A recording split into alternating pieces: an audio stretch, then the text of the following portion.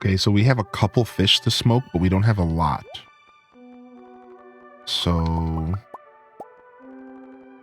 what we're gonna need to make sure that we... All right, my gold axe is ready. We need to stop at Clint's and get our golden axe.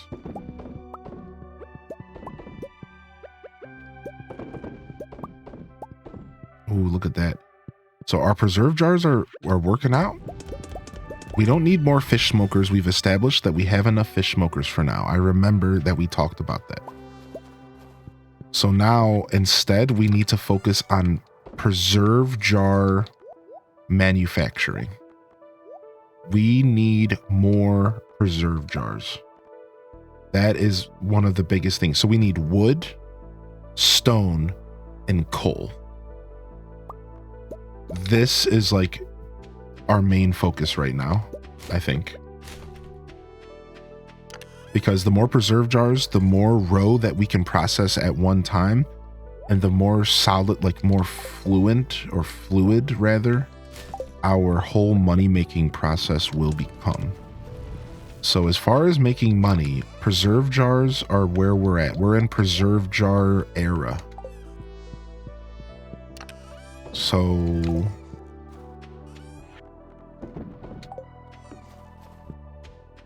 again, coal, stone, and wood. So let's go ahead and do a lumberjack day so we can kind of get reacquainted with the game again.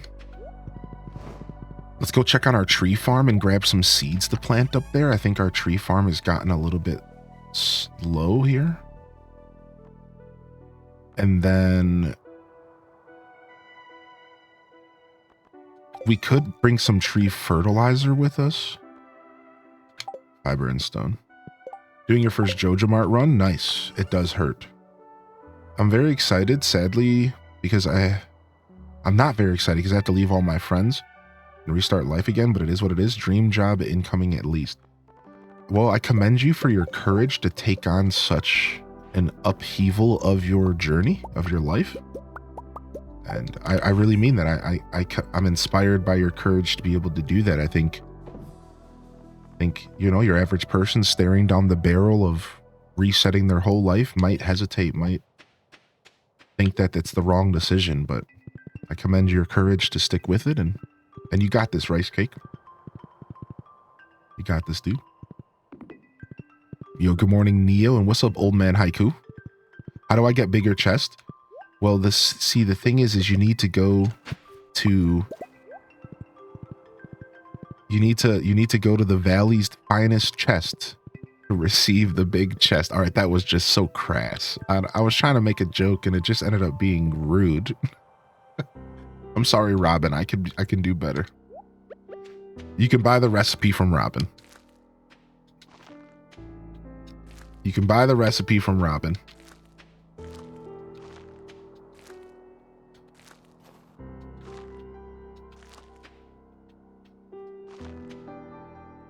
Don't do Robin like that. I'm sorry. You buy the recipe from Robin and then you can craft it. It costs 100 something wood and some copper. It's actually a really respectable recipe. Train station tree farm incoming. Yo, good morning. What's up, 16-bit?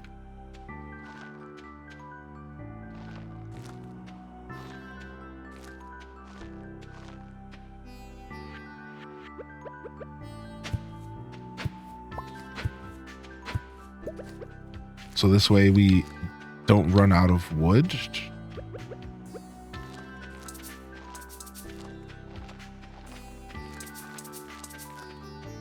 All right, easy peasy. We can turn up the game sound effects a little bit. I like to hear those little pitter patters. I got to visit a Christmas market with my parents today. At the local zoo. It was super cozy. They even had a live band playing. Sick. Sounds like a good time. You're doing a similar fishing challenge, and I feel like that Dave Chappelle meme. Y'all got any more of that coal? The coal is definitely the weakness of this playthrough. I think it'll get better over time, but like right now it does feel bad. All right, let's go pick up our axe. I was gonna cut down some trees over there, but I just realized we don't have our axe. So we're gonna go get our axe. We'll go to Cindersnap Forest and the beach. Check our crab pots on the beach.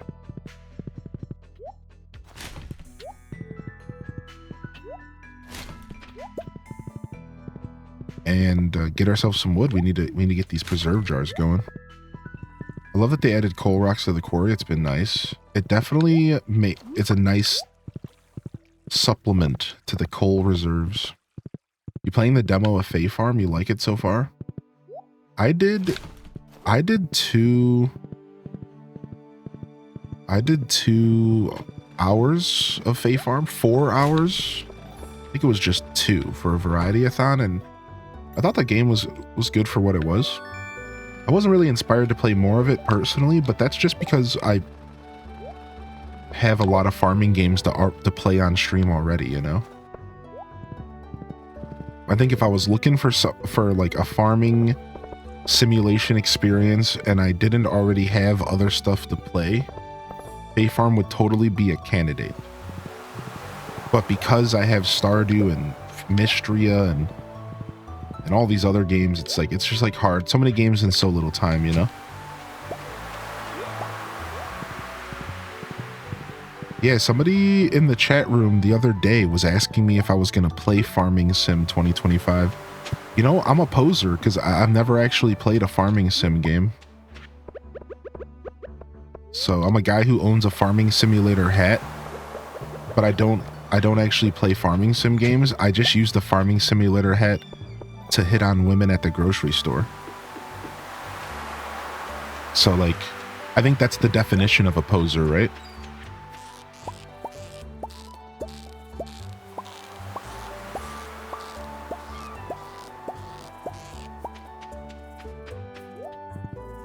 I've tempted, but flying planes and MS Flight. Yeah, I saw you playing MS Flight. I hope you're enjoying it, dude.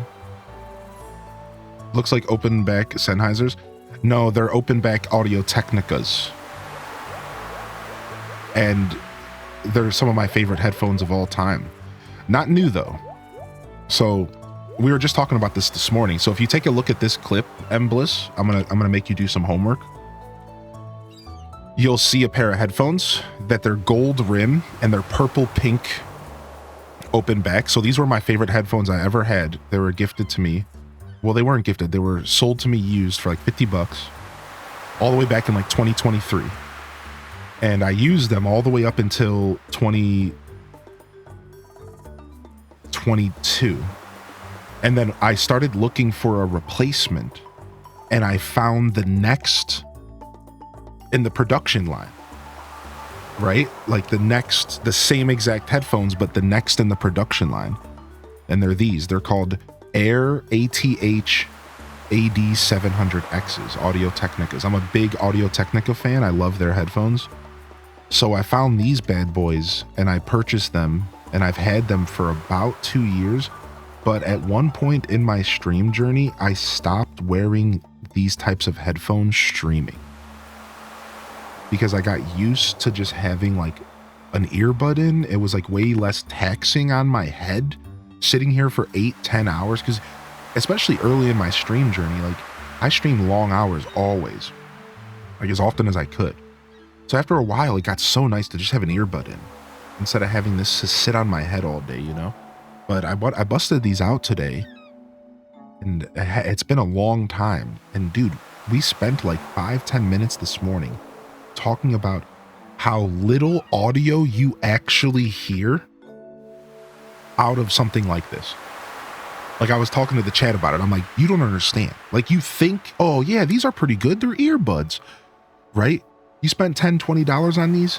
You don't hear anything. Like, and I'm sorry to be such an audiophile snob, but you hear nothing.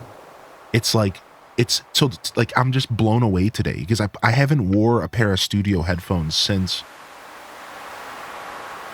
I played Star Wars Outlaws. When I played Outlaws, I busted out the studio headphones for that juicy Star Wars music, right? So like, it's not like I've done my studio headphones. I have a pair of Audio Technicas that are noise cancellation. They're not open back, and they have like some of the richest sound ever. And I have a sound card, so like I'm pulling everything out of the headphones possible. So I usually use those, but these were like streamer headphones specifically because that open back, you can hear yourself talk. So I would use for stream. But the thing is even though these don't have noise cancellation, they still have like a very rich sound, very nice tones, right? So anyways, I got lost in the sauce. The point is that I want to make it clear, I've used my studio headphones recently, but I haven't used them to stream recently. And that's the point I'm getting to.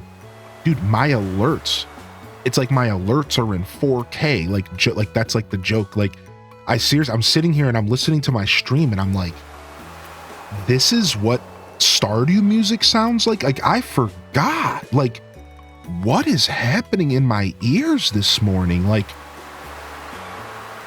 my alerts are going off and I'm hearing all this bass, this juicy bass in my alerts. And I'm like, oh yeah, like that's why I chose that sound effect for my alerts. And it's like, dude, and again, like my first 2 years of my stream, I used Audio Technicas. And then it's been like 2 years. I think the last stream I did with these headphones on would have been Starfield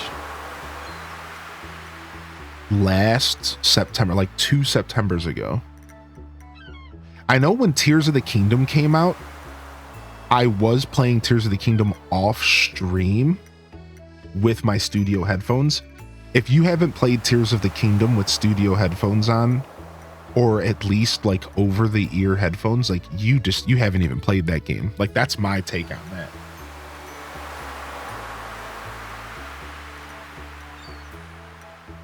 Oh. Sounds like an amazing experience. Oh dude, like it was like off the wall. Like it was like that game just will fill your soul up.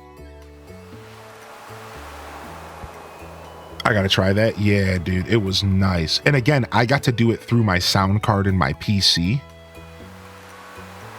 which I think makes a difference. Because like, I don't know if studio headphones are going to be utilized as well as they could through the port on your Switch handheld. Does that make sense? Like, sadly, like studio headphones do require that extra power, that extra electricity. So it's like, I don't know if I would have got the same experience just plugging the headphones into the Switch. Probably close. If you're not an audio snob like me, it probably doesn't even matter. I think the audio snob level in this room right now is exceeded expected quota. And good morning, Big Doggo. Welcome to the show today. How you doing, my dude? Welcome in, Ann, by the way. Happy Thanksgiving if you celebrated. Good to see you, Ann. Welcome to the broadcast. I hope you're feeling good today, Big Doggo. I'm glad you had a good trip. I've never played Sunhaven. I have not played Sunhaven, no. All right, we got our axe.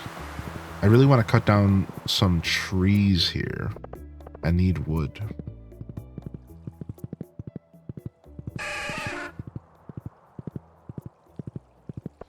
That was such a fun diversion. Yeah, I couldn't help. I just wanted to talk more about it clearly.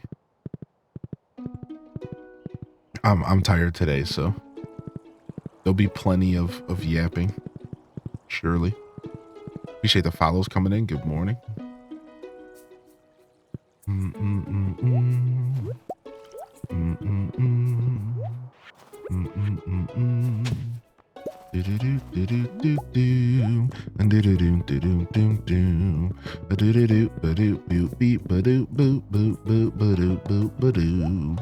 Oh, can we cut this tree down? Yeah. Oh yeah, that Neanderthal wanted me to fish out in the fountain outside of the community center. I think there's a rare outfit in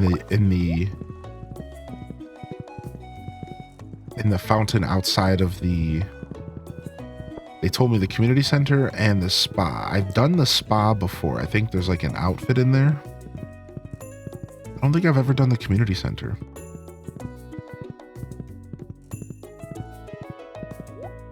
Would be frozen now? I'm not sure. Oh, that's a good call. It might be covered in snow. We might have to wait till spring.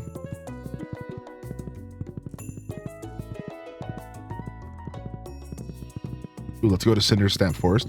Oh yeah, I forgot. We have the ability to turn hardwood into regular wood. We need to be taking advantage of that. Don't I need a walleye?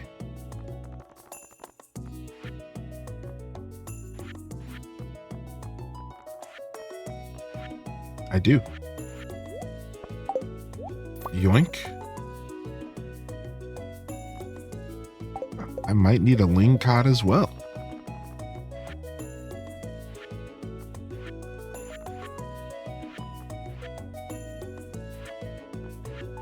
Nope.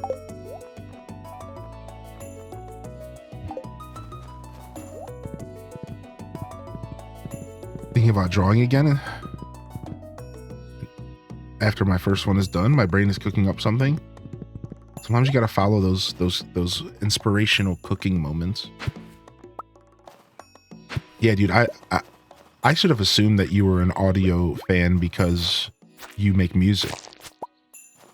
So like when you popped into the chat and called out my headphones, I was pretty excited to talk to you about it because I love talking to audio fans.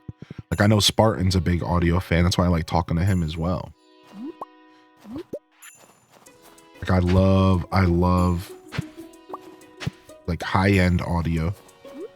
And again, like a lot of people in here might not be able to relate, and like that's okay. You know, it's something that happens over time. Like my first introduction to real audio was my buddy had an external sound card just like I do. He gave me a pair of headphones and he was like, this is what music sounds like. And I'll never forget, I was blown away. He had FLAC quality. I think it might even have been vinyl quality because we had an access to a website called what.cd.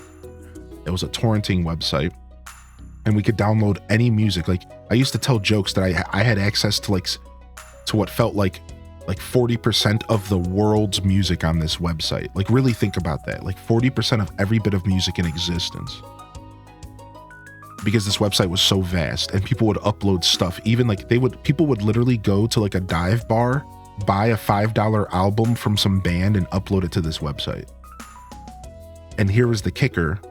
They would transfer the audio and they would make it every quality. So you could get, if you bought a vinyl, you could turn that vinyl into 7 different qualities, from vinyl all the way down to like the cheapest quality of audio. And then like if you bought like FLAC is like CD quality, then you could like transfer it down. You can't transfer up, but you could always transfer down, right? So people would go and buy vinyls and they would put every quality. So if you didn't have space on your computer, you could get the cheaper quality. So I'll never forget, my buddy introduced me to vinyl quality. I think it was Blockhead with these audio headphones on. Actually, it might have been Tool. It might have been Tool that he introduced me to. And my mind was blown. Like, and I could genuinely hear the difference in the music. I was like, wait a second, like there's different quality music? And I didn't understand this. I was in my 20s and I was like, wait a second. And you start to go down this rabbit hole of realizing that like there is a substantial difference between the lowest quality and the highest quality. But you might not everyone necessarily has the ears to catch the difference between like the middle ground. You know what I'm saying? Like if I were to play like a vinyl quality versus like maybe two tiers under, you might not all the way respect the difference as an average set of ears. But you definitely, anybody can tell the difference between vinyl quality versus like the cheapest. Anybody could. So it's like, it's really crazy, this world that opened up to me. And ever since then, like I'm obsessed. Like I love good quality sounding music. I love good headphones. So like, I'm like really, really into that stuff. Yo, what's up, Pardana? How you doing, Pard? You'd be happy to know I was listening to your stream with my good headphones. I'm pretty weird about sound. See, my whole stream journey was like, I prioritize headphone users. Like, I try to create an experience on Twitch that is perfect for headphones and good for speakers. So like, that makes me proud, because if things are the way that they should be, my stream should sound really good through headphones, I would hope. So that makes me happy. What's up, Edwin? Good to see you, dude. Also, my headphone journey, I finally got my open backs, made mixing a lot easier, made me realize how muddy my mixes were. I would be able to share specific interests like that. Good morning, Stratocaster. Happy late Thanksgiving. I watched the beginning part of the show. It was tasty, dude. It was tasty. Yeah, it turned out very tasty. Happy Thanksgiving to those who couldn't make it yesterday. Dan420, welcome back. Sorry you got sniped by the bot. I was never able to get an invite to that group. Yeah, I was lucky enough to get an invite to What CD, but I wasn't lucky enough to get an invite to their next project. At this point, they probably are already on to the next project, because that stuff gets like taken down in DMCA'd over time. But I don't even know if I would get back into torrenting again if I could. I don't know if I would. I think I'm done with the torrenting era of my life. Just don't play too loud. I think SpongeHawk, I think I'm already past the point of that, sadly. I'm trying to respect my ears more, though. I am. That's funny that you say that, because I already have tetanus. Did I say tetanus? I already got them there tetanus. I already do. Like, I already have ringing ears, sadly. So I'm like, but I'm trying to like, I'm trying to like respect it. And like not make it any worse than it is. But I would put headphones in my ears and put the volume on max like my whole life, dude. I 100% ignored all warning signs, dude. Pretty much from the age of like, dude, I was listening to Pokemon music in my ears on max since I was a kid with a Game Boy in my hand, dude. Could you imagine?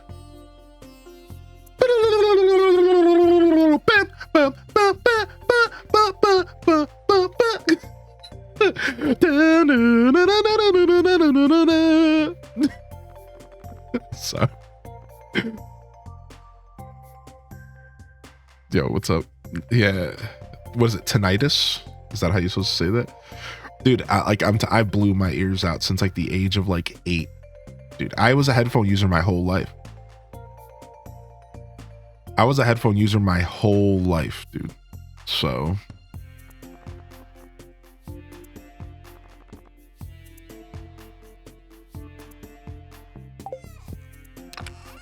I was playing Game Boy games on headphones. I would plug headphones into my Sega Genesis. Where y'all at, dude? Where's the Sega Genesis heads at? I would plug headphone. I was one of the people who actually used the headphone port in my Sega Genesis. I used that port and listened to Sonic music and with beautiful $3 Sony headphones. You know those Sony headphones with like the silver band? You know what I'm talking about? With the silver band that were like so jank, dude. Here they are right here.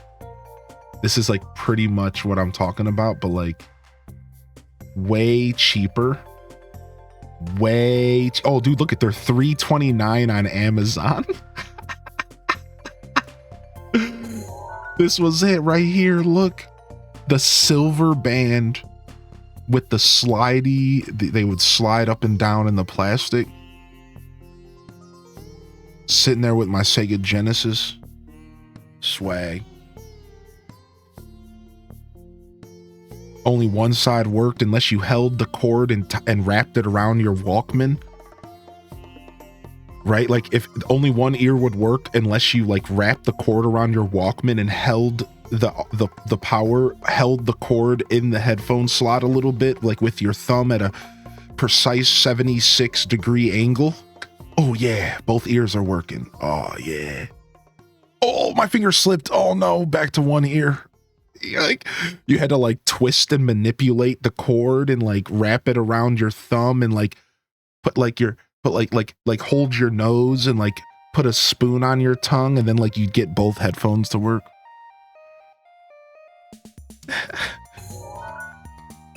Didn't these used to come with portable CD players? Probably, man. That was it. That was the jam.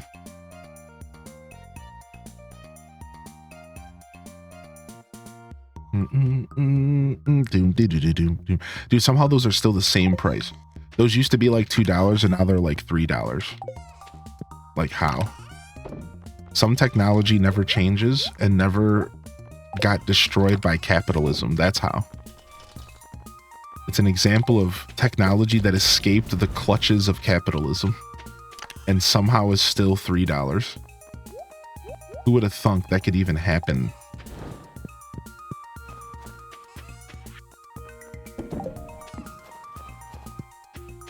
It costs more. It may cost more to make than what they're worth, right? Like, they're probably still selling off stock from the 90s. That's really what it is. They're not producing them anymore. They just have like factories, like warehouses just full of them. And they're still trying to sell them all these years later. Because technology just moved too fast.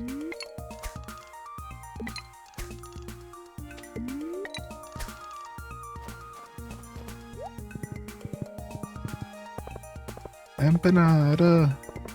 Empanada. This is what people should buy their kids instead of new AirPods.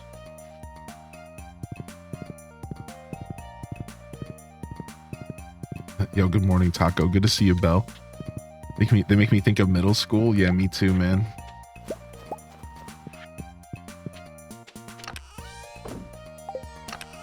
This girl, I have a story for y'all. So this girl I used to walk to school with, we would meet halfway every day.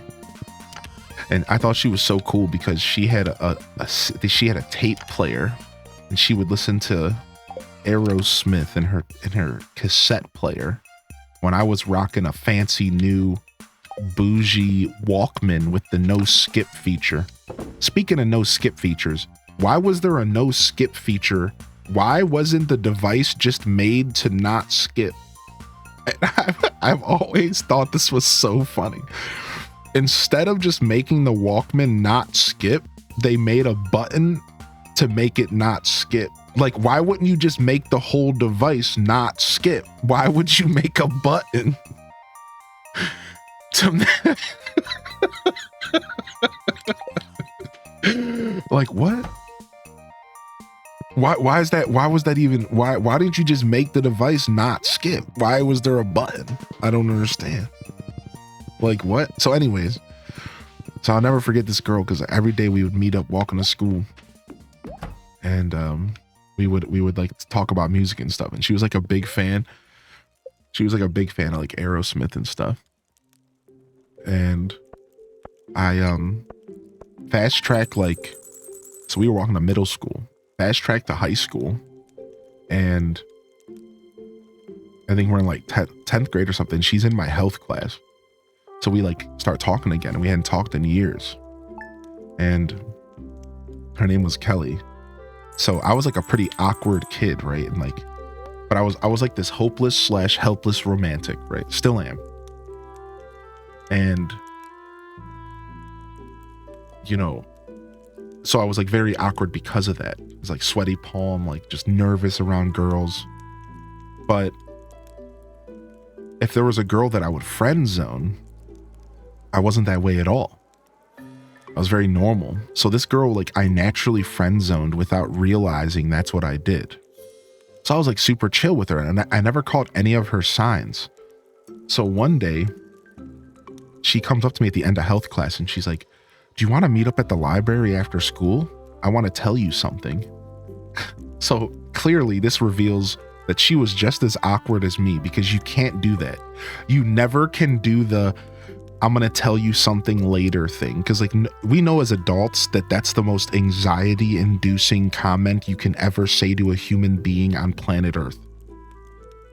Yo, dog, I got something to tell you, but I'm going to tell you later. Like, you don't do that. You just tell them the thing right then and deal with it. Like, don't do that to a human being ever. Don't you ever do that. Ever, ever, ever. Like, that's the worst thing in the universe. Yo, dog, I got to tell you something, but later. Like, no, just tell me now, right? So what did I do? I freaked the fuck out and was like, I'm not showing up at this library, even though I told her I would. And I showed her up. I never showed up like a big jerk. I showed up to school the next day. She never talked to me. We never talked again. And I was just this scumbag who like didn't know how to take signs. And then when a girl finally asked me out for the first time in my life, I just dogged them and went and played video games with my boys, mad, anxietied out because she couldn't just tell me what she wanted from me. I was like, I'm not going to that library. Like, I'm not going. Like, I probably know what's going to happen, and I'm not going because I just can't handle the anxiety. So I curled up in a fetal position and played Sonic the Hedgehog. I mean, in high school, it would have been Animal Crossing, but you know, whatever. Welcome to Living Off the Land. We're back again with another tip for y'all. Now listen up. Let's talk geodes. Geodes are hollow stones that often contain valuable minerals. A blacksmith can crack them open for you for a fee. Now there's different kinds of geodes, and each one yields different subsets of minerals. The rare Omni geode, however, can contain every kind of mineral. Cool.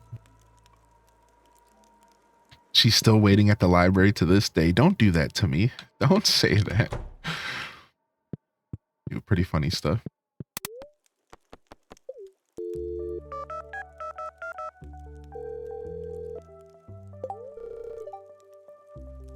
Crispy Bass. Kelly, we think he's sorry. I mean, I regret the circumstance, you know.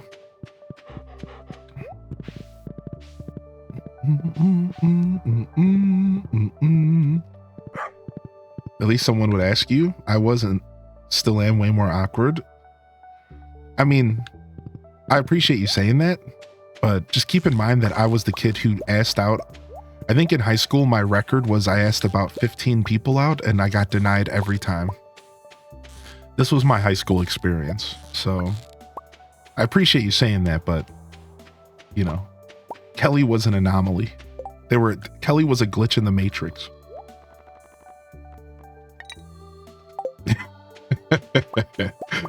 Yeah, I was just as awkward as you.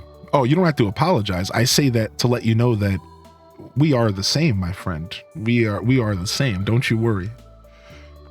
Awkward is as awkward does. I think my record in high school was about 15 girls because I was bold and brazen. I was a hopeless romantic, and I was sure as hell was helpless. So I wasn't afraid, dude. I would walk up to them. I would walk up to the cutest girls as a pizza face chunky dude and be like, hey, yo, girl, yo, how you doing? You trying to go out tonight? And they'd be like, what? And like make fun of me or something and walk away. And then like sometimes I would be like serious. Like I would like try to talk to him and get to know him and like give him notes. Like I'll tell you the most heartbreaking tale I have. The most heartbreaking tale that I had from high school. It was middle school. And I really liked this girl, Molly. Like she was so rad. And we actually had like a good amount in common. Like we were like pretty cool. So one day I went to this other girl. Spoiler alert, I actually dated the other girl later in life. Her name was Abby. So I went to Abby and I was like, can you tell Molly that I like her and give her this note? And I used like a highlighter. You take the highlighter stick out of the highlighter and you could put a note in there instead. And so I gave him I did the highlighter note pass. Yeah, we're talking retro, baby. And she read my note And the girl Abby comes back and she's like, I don't think she is interested. And I'm kind of pushing her. I'm like, well, what did she say? And Abby was like trying to protect me. She's like, no, like, I just don't think she likes you. And I'm like, no, I need you to not, you can't do this. Like, you got to tell me, what did she say? And she was like, well, she said ill and then said that he has a pimple on his arm. Does he even wash his body?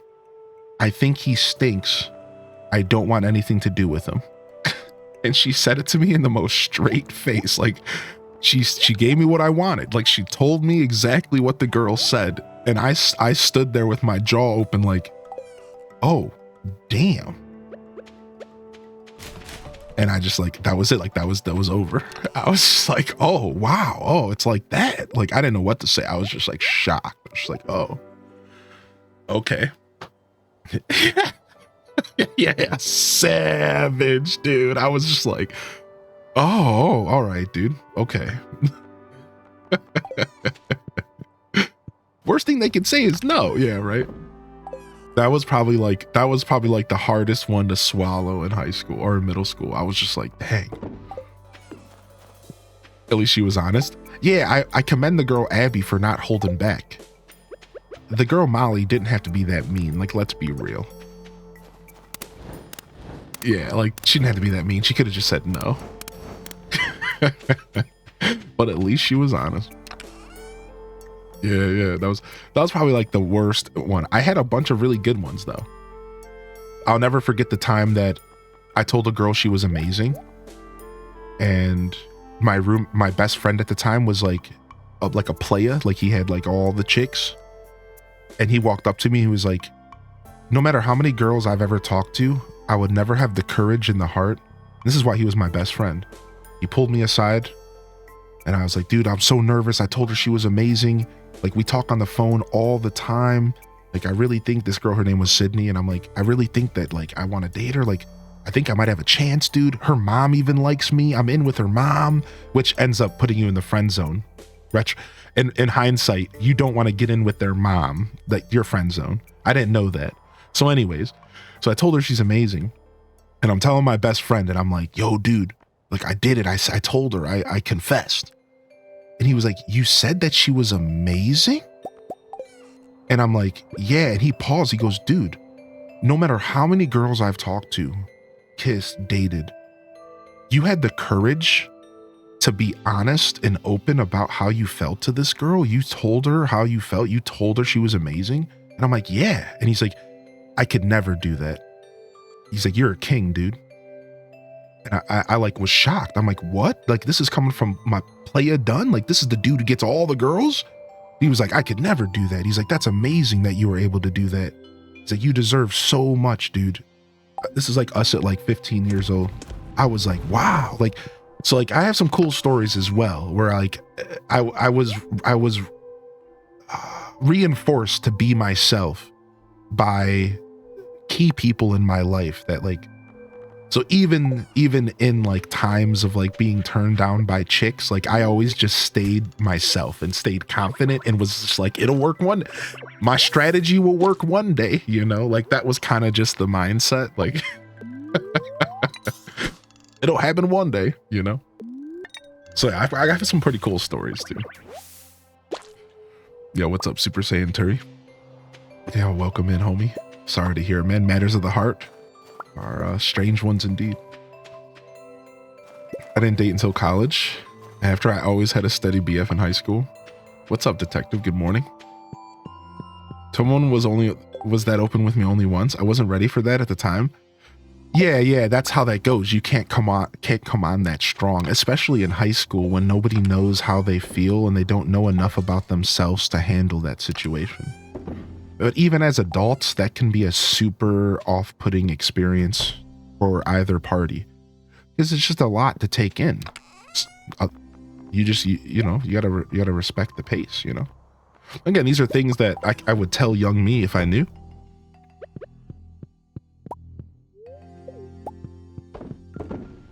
It was pretty fun though. Pretty fun times, man. I don't look back with any, I tell those stories openly because I don't look back with any kind of regret or anything. It made me who I am today. And like, that's cool. I wouldn't change anything is what I'm saying.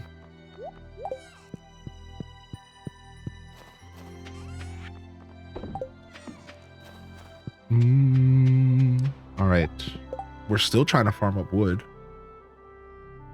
I wonder how long the wood chipper takes in-game hours. I should probably look it up.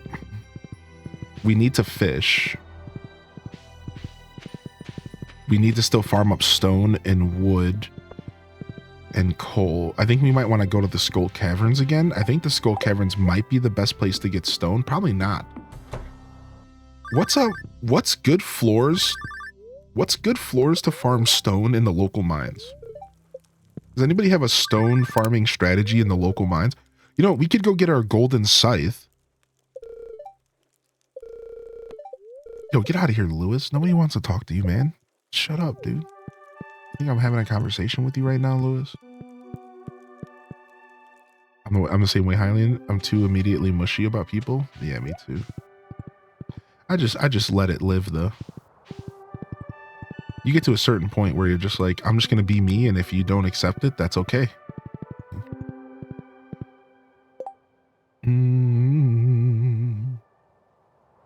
Low energy. Hylian is savage. Yeah, I was not in the mood to talk to Lewis, man. Elevator RNG abuse is the best way to farm anything in the mines. Exactly. Every floor ending in 5. Okay. Let me go ahead and let me hit up the quarry. We might be able to have enough time to do the Golden Scythe Cave.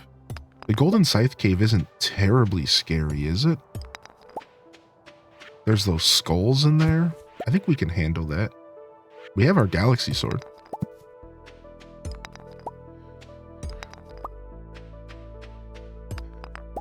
I'm me. I don't know how to be anyone else. Yeah.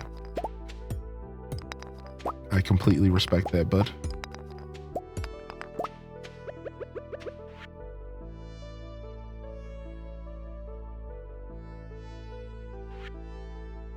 Very special secret for you somewhere in the valley.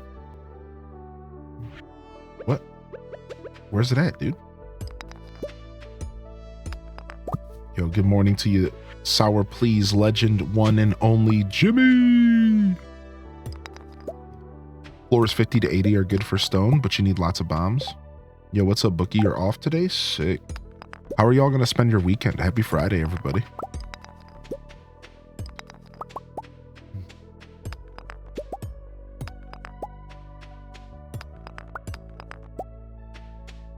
All right, we could cut all these trees down as well.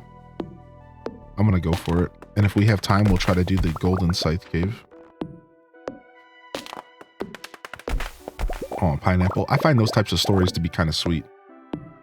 I think that's cool.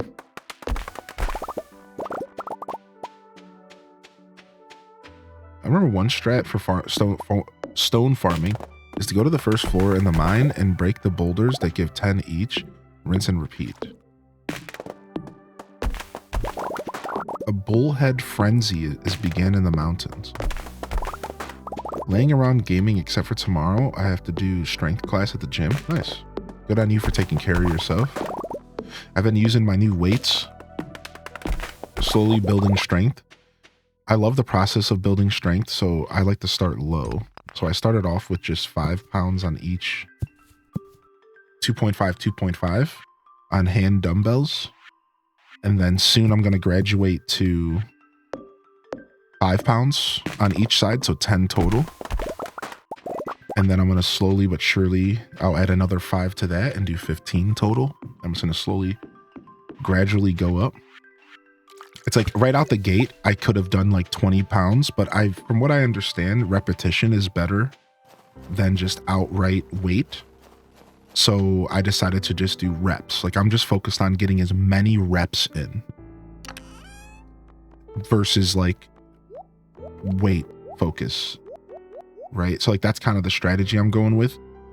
So that's why I decided to just start with like the smallest weight possible, because I'm just flying through it. It's nice cardio in a sense. And like I'm just gonna slowly like build up to the point to where like You know, you would hope that like 20 pounds feels like 5, right? So exactly, Ginger King. So yeah, I've been having fun with it though. Trying to lift my weights like every couple days. I should be doing it more to be fair, but I've been busy.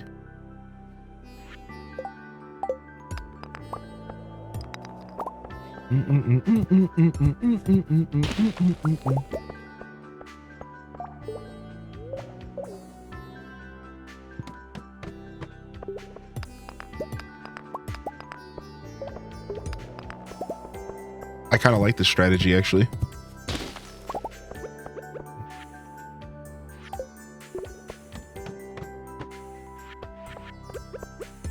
And I could use some more copper, so.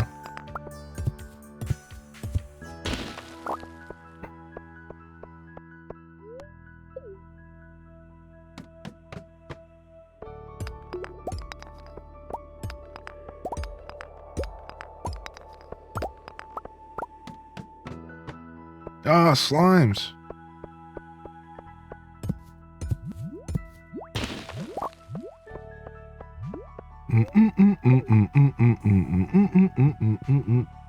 Urged me to buy new shoes. I got some new walking shoes the other day and they're real nice.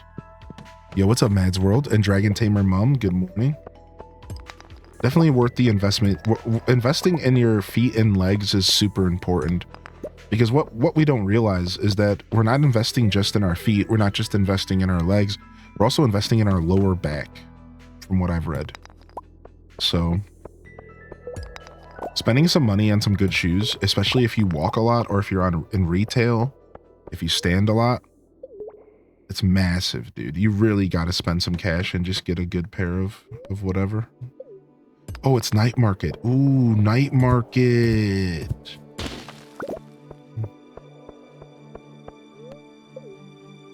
I feel like I'd want to pursue a relationship, but then I remind myself I need to get my depression under control. Yeah, right. You definitely got to take care of yourself first, but everybody's situation's different, right? So I think that there are plenty of healthy relationships where one person maybe deals with something like depression.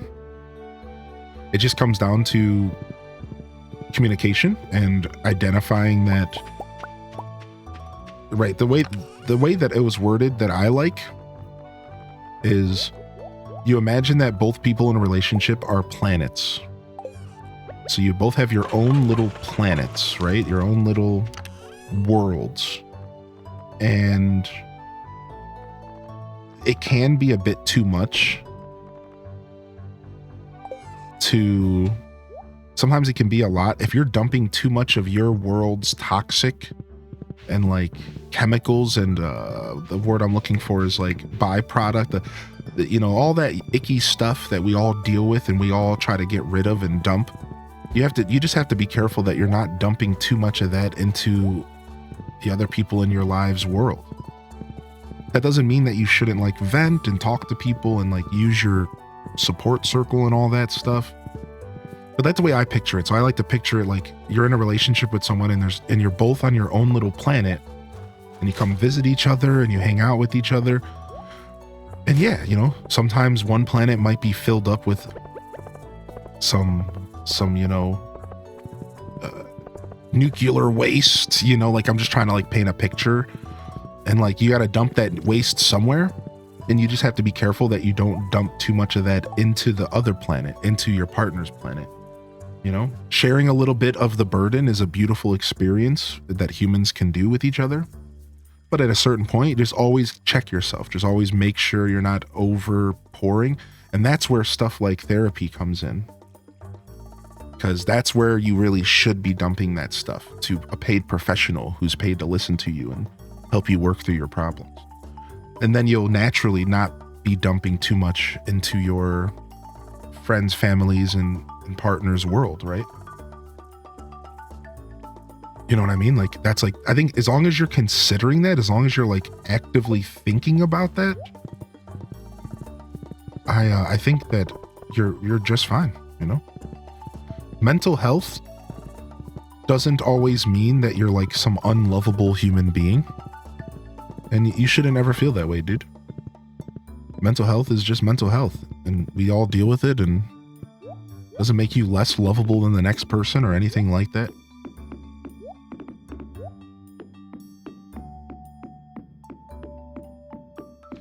It's a fine metaphor, but knowing how much is too much is the difficult part, and that's where the communication is the key, right? You need to like communicate and talk and make sure that you're, you know, kind of keeping that stuff as open and conversation, open discussion as possible, right? So,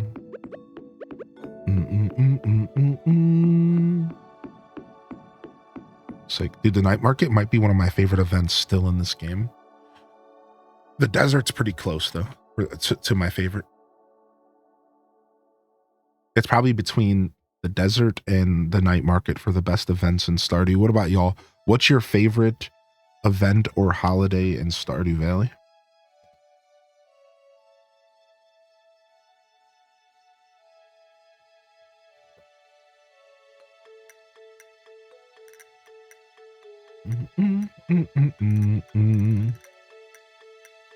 What is on the night market worth to do? What's up, Lo? The night market's just an aesthetic vibe. That's why I like it.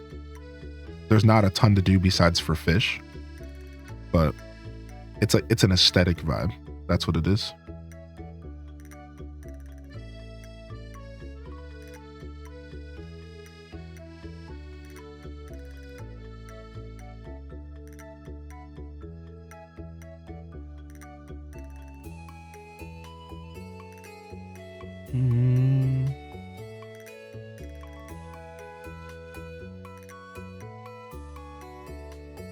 You have the night market as well? Yeah, we're gonna go through it all right now. Oh, I kind of want to buy this lucky lunch. I'm gonna. So first off, you get 3 days of the traveling merchant outside of Friday and Sunday. So this means you can get anything that the traveling merchant can normally hold. So that's a huge, right? Because like that's anything.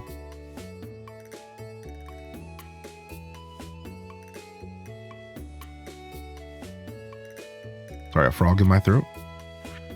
So like that's the first thing.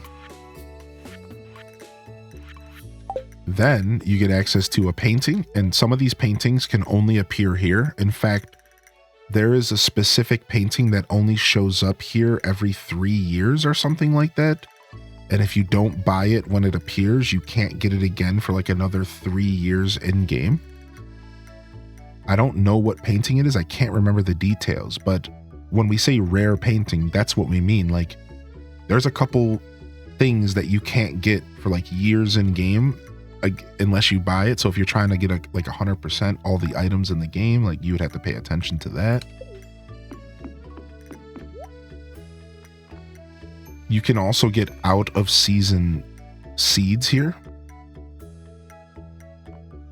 So like this is a pretty big deal because you could purchase your spring seeds ahead of time if you wanted to grow certain crops. There is a pearl to be gathered here, and the pearls are 100% gift for every player. So every NPC.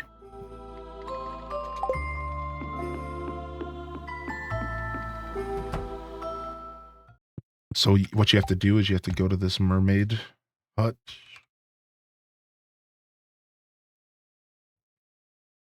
And you can get yourself a pearl. So this pearl, again, pearls are important because they're loved gifts. They're universally loved gifts. So you come here and you do.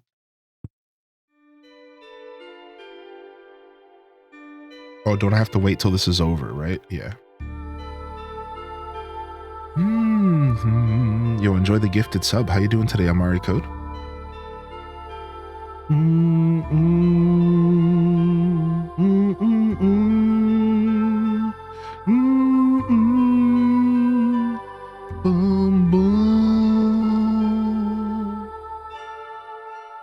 Where's your Bible thumps in the chat?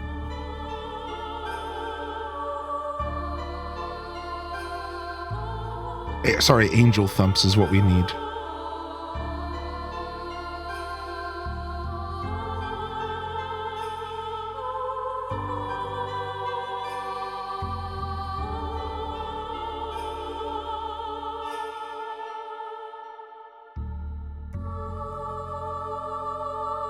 When the sushi hits, nice. Still a better love story than Twilight. Whoa, whoa, whoa.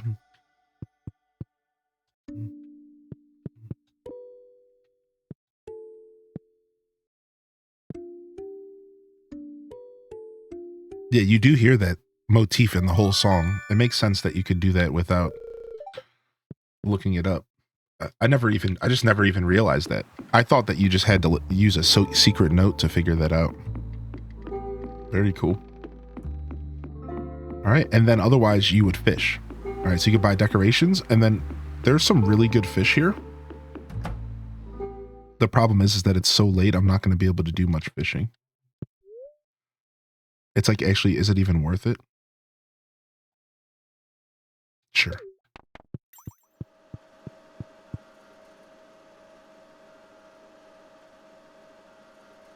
I prefer the Silmarillion. Nice.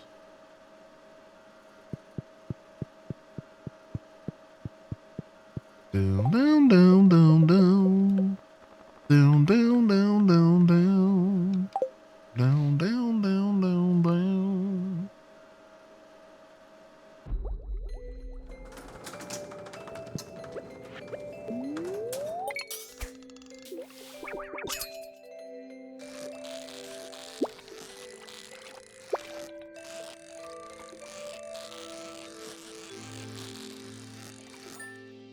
Blobfish are also just worth a lot.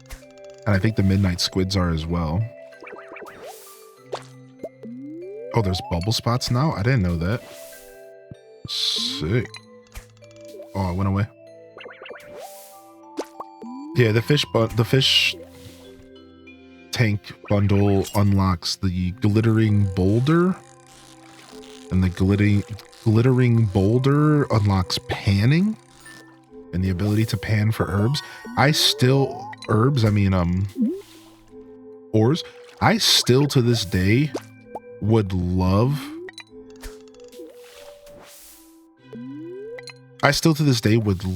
if to do a panning only run for ores.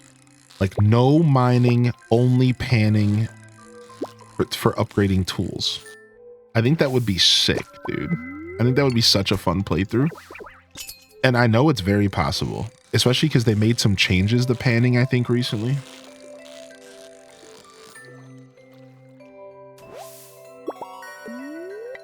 We've talked about this on stream. I think you can get iridium.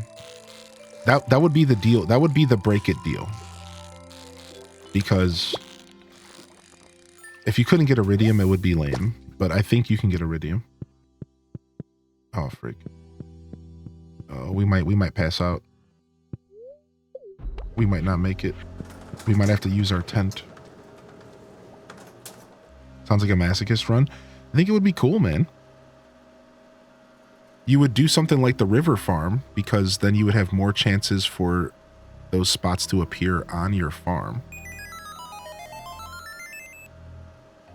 I think it would be cool.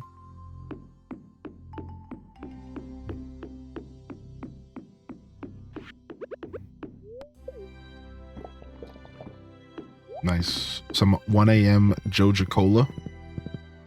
Waking up in the middle of the night thirsty, going to the fridge and cracking open a soda pop just to drink one drink to put it back in the fridge to pass out. Yeah, you've been seen. You wake up to flat soda in the fridge. Yeah, you've been seen.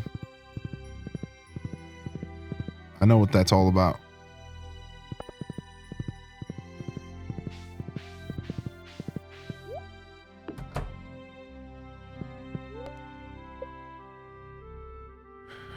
What about before you earn the pan? Yeah, before we earn the pan, we would not be able to upgrade tools at all. Yeah, you're right. That would be the challenge. So we would probably go Jojamart so that we could grow crops, so we could just buy the glittering boulder as soon as possible. If I were to do that challenge, I would do that. I would go Joja so I could just buy the glittering boulder and start panning as soon as possible. Yeah, I think ores from fishing would be fine. I think the concept of the playthrough would be this. Pause. No mining. Unpause. Can I play Stardew Valley without ever using my pickaxe for more than to just clean my farm? Cleaning your farm, or like cleaning the cleaning the farm would be like fair game, because like you know what I mean? Like you got to clean your farm up. That sucks. So can I play Stardew without mining ores? Yeah, did you all see the Venusaur event? We feel so seen by the flat soda in the fridge. My BF and I are cracking up. Yeah, I know, man. I've been there. Then you won't unlock the Skull Cavern? Yeah, no Skull Cavern. No Skull Cavern. Now, here's the thing. I guess you could argue that you could go mining in the caves, but you couldn't, anything you got from the caves, you would have to dump into a trash before you left.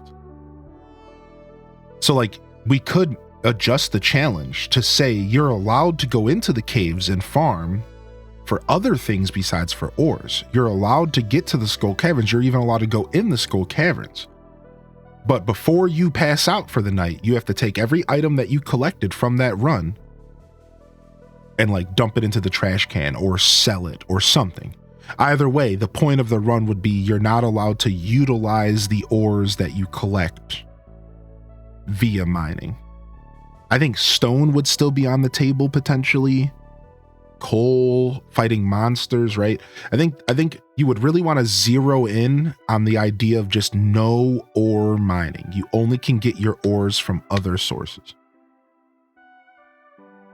Right. Gems you could keep. Exactly. That's what see, you're following. So it would be all about ores specifically. I think that's how you'd probably make that challenge. Because then you could still play the game. You could still have fun. You could still experience the save file the way that you would any other save file, with just a little twist, kind of forcing you to play the game a certain way. Eventually, year 4 or 5, you'd probably just be buying all of your ores from Clint. Let's be real.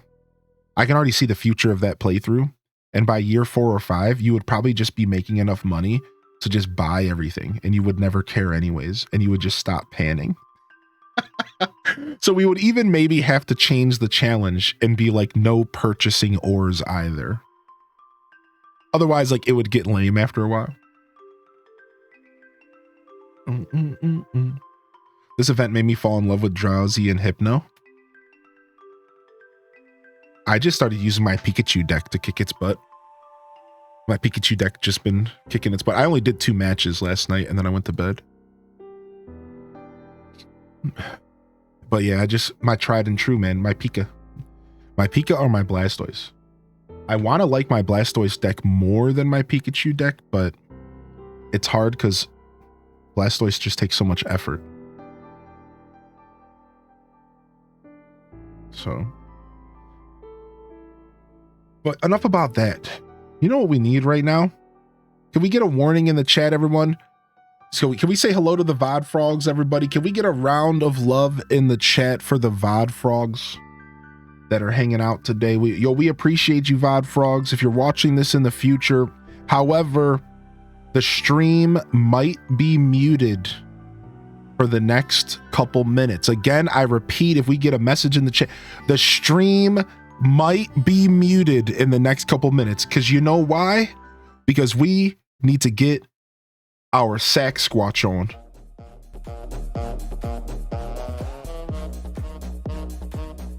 Let's get it, baby. Happy Friday, everybody. Welcome to the broadcast today. Yo, get it, sack squatch. Tell him.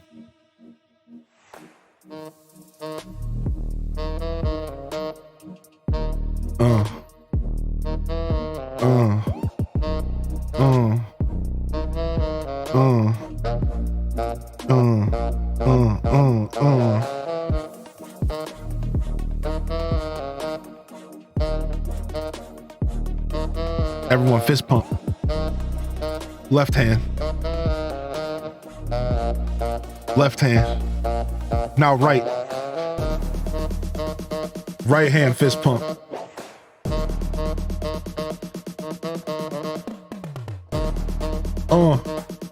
Get ready. Switch it up. Switch it to the left. Then the right. Squatch. Let's go, baby. I love this song. I'm gonna go nuts when he plays this live, dude. Squatch.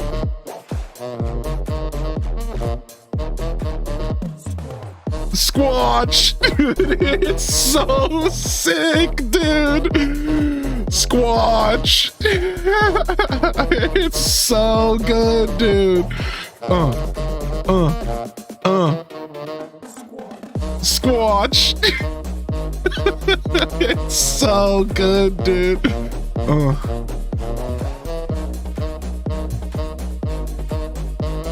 Squatch. Oh my gosh. I know this guy's your new strange addiction. Listen, man, I can't help it that my YouTube algorithm knows me better than I know myself.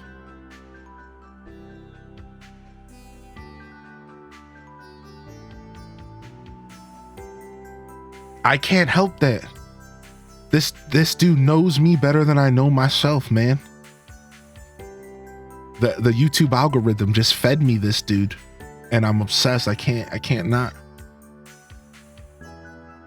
I was gonna say good morning, but I'm more curious about Sax Squatch. Yeah, Sax Squatch is a legend. What's up, Seth P? All right. Some love in the chat. Yo, Vod Frog, sorry.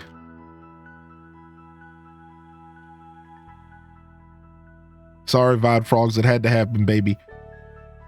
Let's go see, did the VOD from yesterday mute because of Sax Squatch? It didn't. Oh, we got away with it yesterday. You want to know the funny part about that?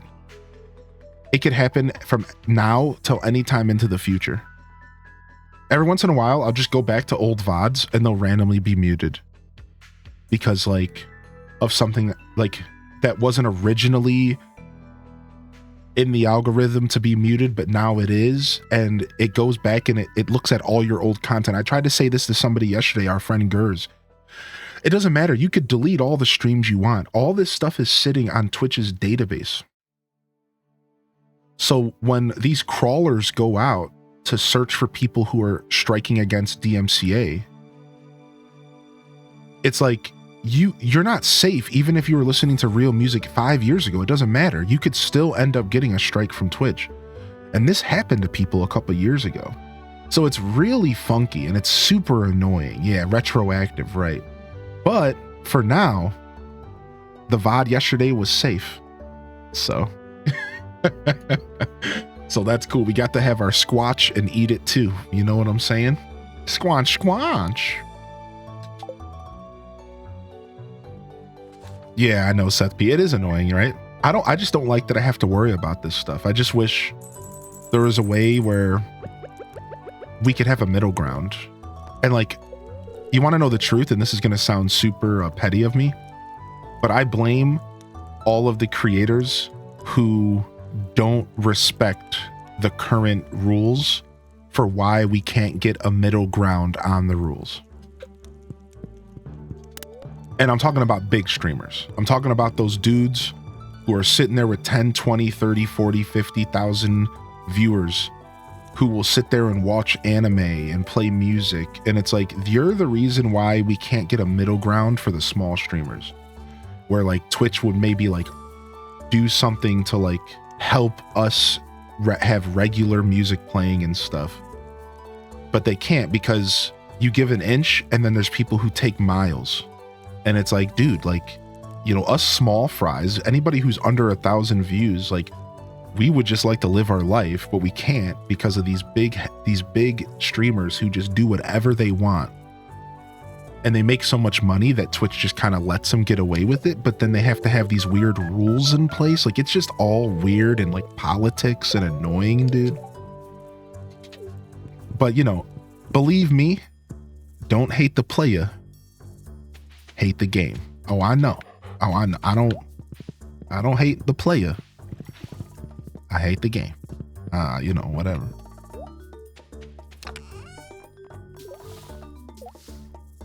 Any desserts or leftovers for breakfast? No, I didn't eat breakfast yet. I really should go eat a piece of pumpkin pie though. That would be sick. That sounds amazing, actually.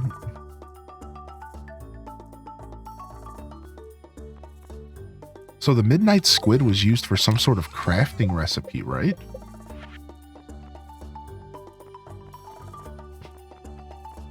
Or maybe it was a cooking recipe.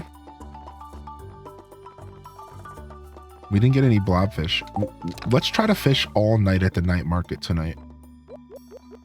Let's try to fish all night at the night market. 10-minute fight with a blobfish and I lost. Oh, that sucks.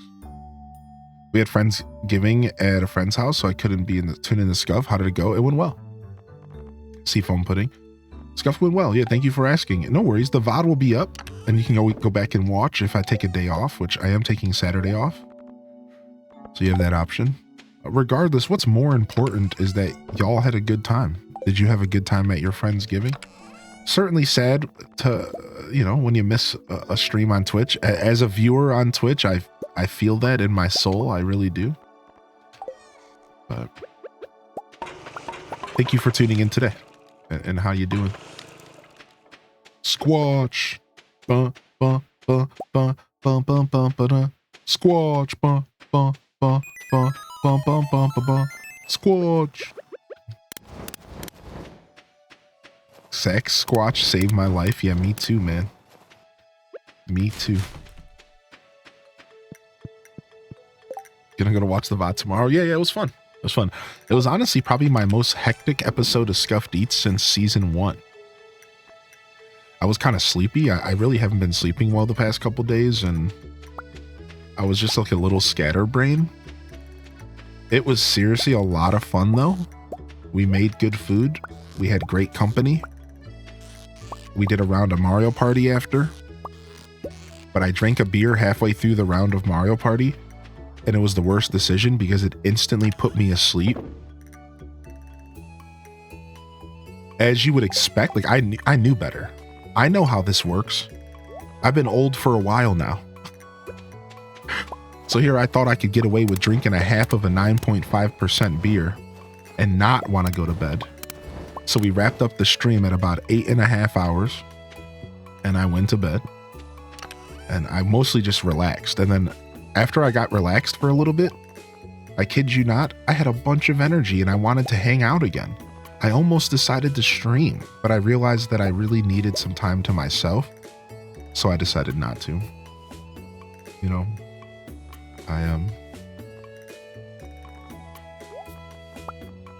Try to find that balance, work-life balance.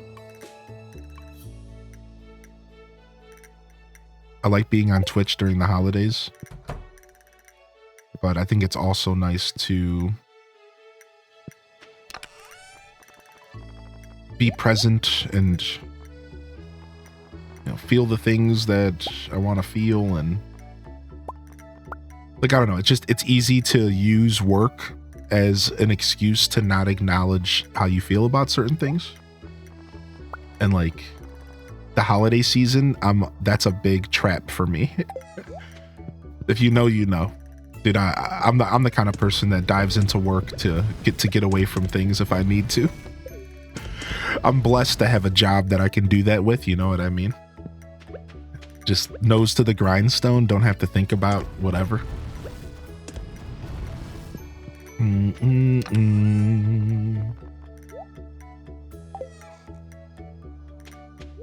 All right, so we have until 5 p.m. for the night market. Let's go check our tree farm and see if there's any more wood there for us. Just in time to catch chat talking about your lack of bowls. Scuffed Eats, everybody. A live interactive cooking show once or twice a month here at twitch.tv/Hylian Descent.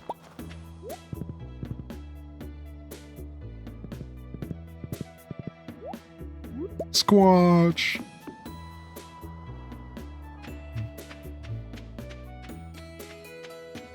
Okay, no trees yet. nice hat. Thanks, dude. Appreciate that. Feel that statement in my soul. Yeah, do we have time to do the quarry? Let's do it. Does this tree grow back every single day? What the heck? Oh, I left a bunch of wood and stuff in the mines. I don't think I grabbed that stuff. Ooh, I think I got a bunch of stuff sitting in the mines here to take home, actually. Is there a legendary fish? I don't think there's a legendary fish in the night market. It might have been the blobfish. But I don't know where you were fishing, but I'm assuming you're talking about fishing in the night market.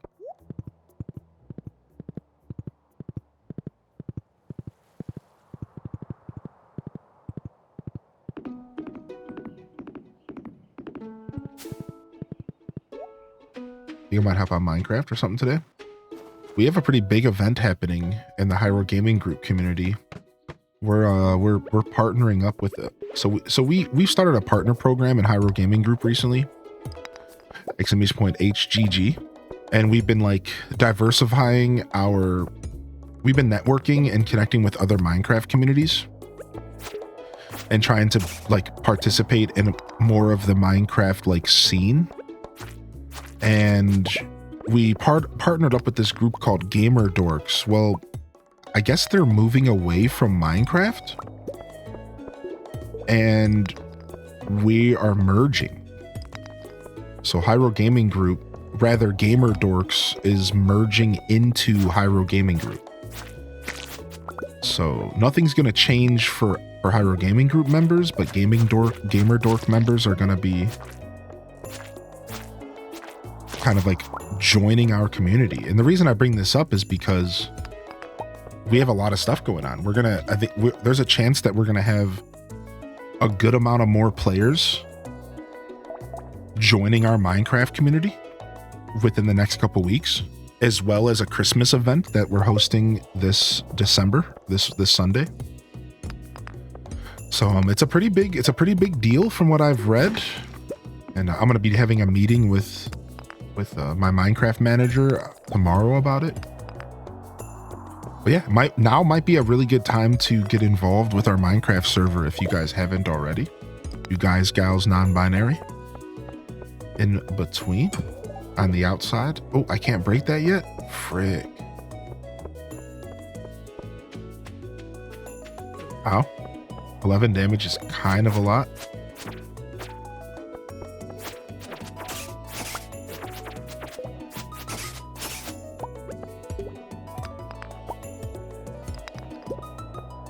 Yo, what's up, Fudge? I had a great Thanksgiving. How about you, bud?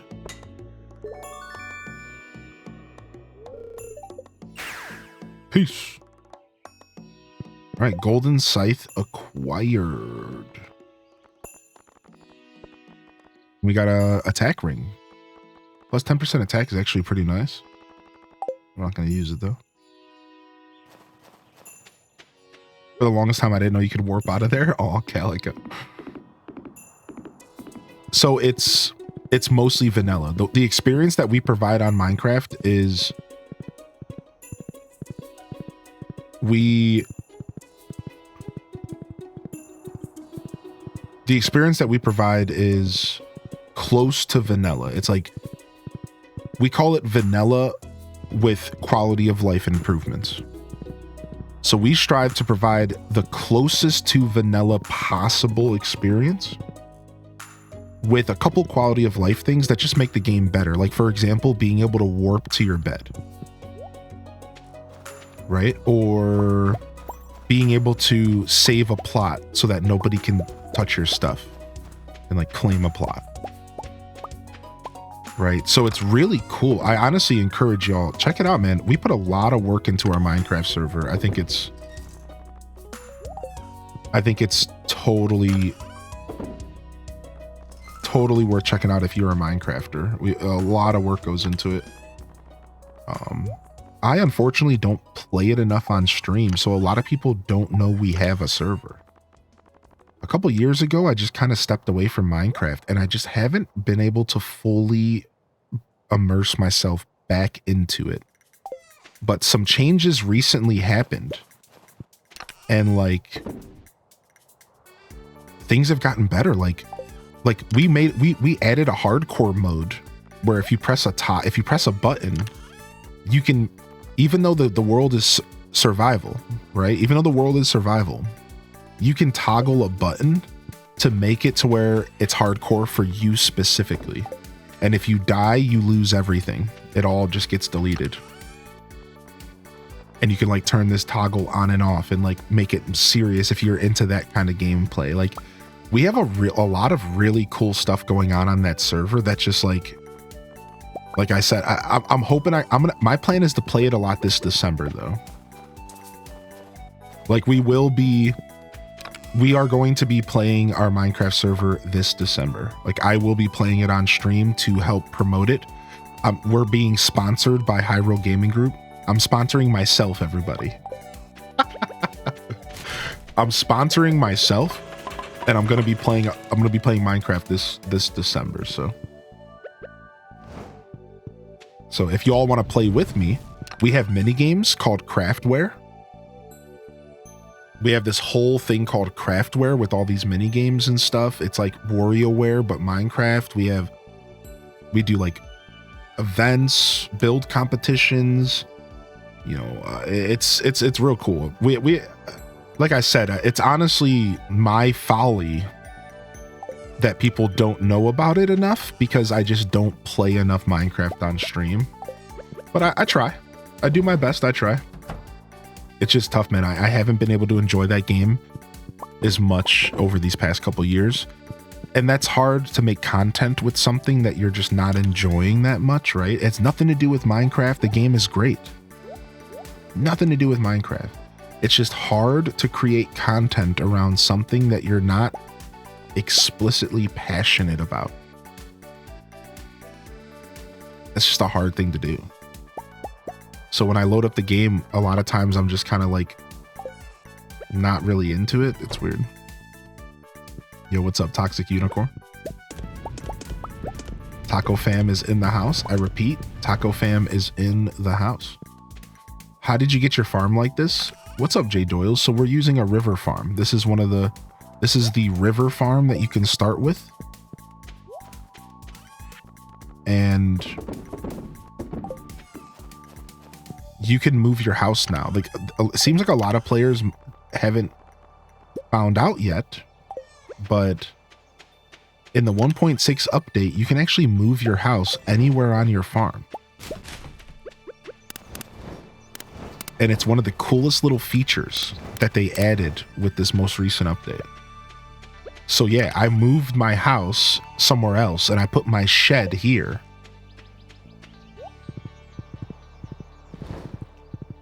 And this is how I'm vibing. This is how I'm big living right now. And this is where my house is. So that's all a part of this. Anybody can do that. If you're playing the game on 1.6, you can move your house anywhere. So yeah, this is the river farm and we're doing a fishing focused playthrough. You can only make money off of fishing and fish products, which is why we did the river farm.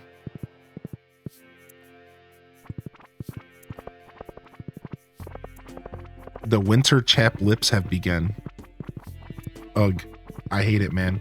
I love winter. My least favorite part of winter is chapped lips. Yo, get out of the way.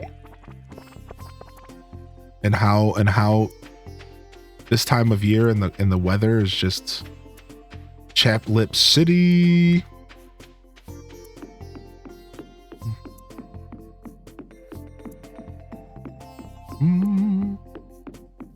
Even now I play semi-regularly, just not fully regular. Yeah, right. Yeah, for me, I'm always kind of on and off with craft. You know, one of the biggest things I realized, Seth P, and this is like a strange realization I had a couple years ago, that I never really played Minecraft. I've always just played some weird modded version of Minecraft. My roommate said this to me the other day, like a couple months ago. He was like, "We never played Minecraft, homie." He's like, "The reason you might feel the way you do is because we were always too busy playing Sky World modded Minecraft Extreme Like, we were always too busy playing like hardcore, ultra hardcore Fallout Wasteland theme. So like, I realize in retrospect, I guess I've just like not always been a fan of Minecraft as much as I've been a fan of like Minecraft modded out of the wazoo. Nice. We got an eel for our community center bundle. Nice. Very nice. Oh, we kind of need the China cabinet because I think I can I use the China cabinet to store clothes? I don't know, man. I swear I needed goat cheese for something, but I just played Mindware on Belle's account. She gave me her controller. I just picked up Minecraft about a month ago. Nice. Yeah, hopefully I can inspire some of y'all to join our server in the future and jam with us. It honestly is a really good time, despite my personal battle with enjoying it sometimes. Best lip stuff is called Dr. Nip Original Nipple Balm. What is happening? Lip nips? I don't know about all that. I'll stick to my Burt's Bee cucumber mint. Sorry, Dr. Lipshits. I don't want your lip balm. Dude, I swear by it. I'll check it out for sure. Alan, I'll check it out. Thank you for the recommendation. I'm always looking for new lip stuff, man.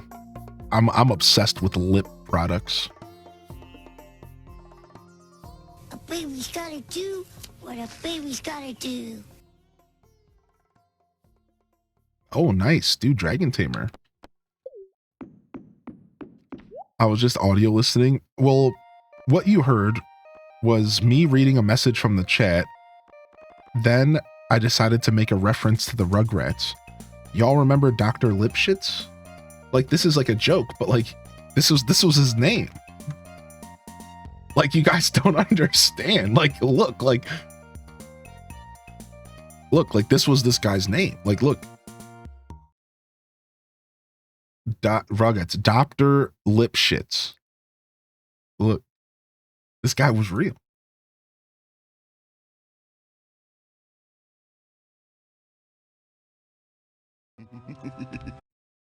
She fell for it, hook, line und sinker. It looks like you hit the jackpot.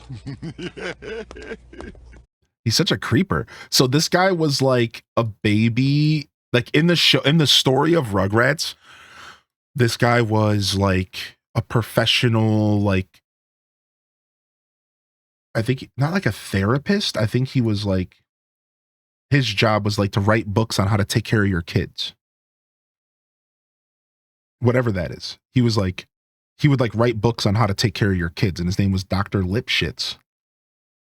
Like, that's his name, dude. Like, Schitz. How else do you say his name?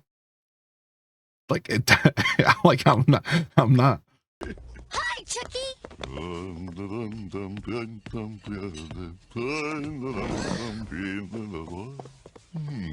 He was a weirdo. He was a weirdo for sure.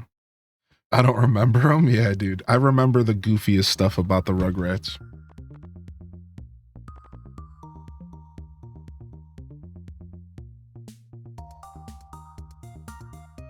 The show pronounced it like that? Yeah, exactly. Thank you.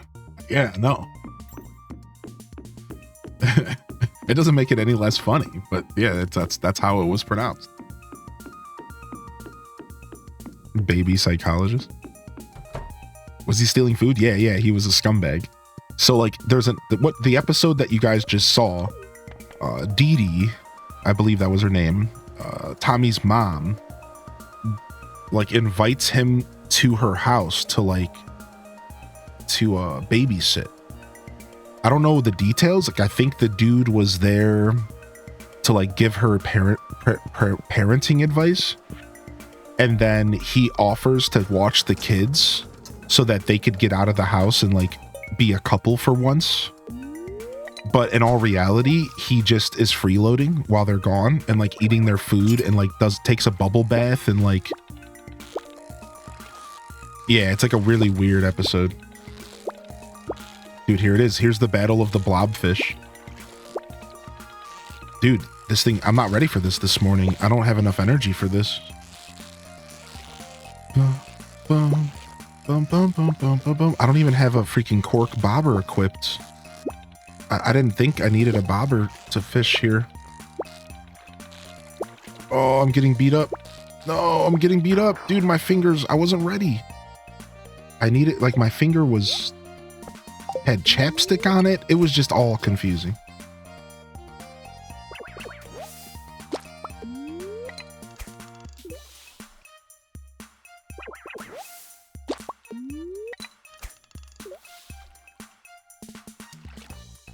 My kid seriously just started watching the OG Rugrats.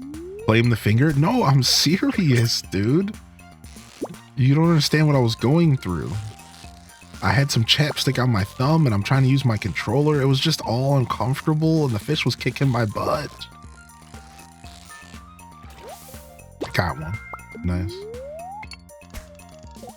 How was your turkey day? What's up, Starfunks, dude? It was good. Happy Thanksgiving to you.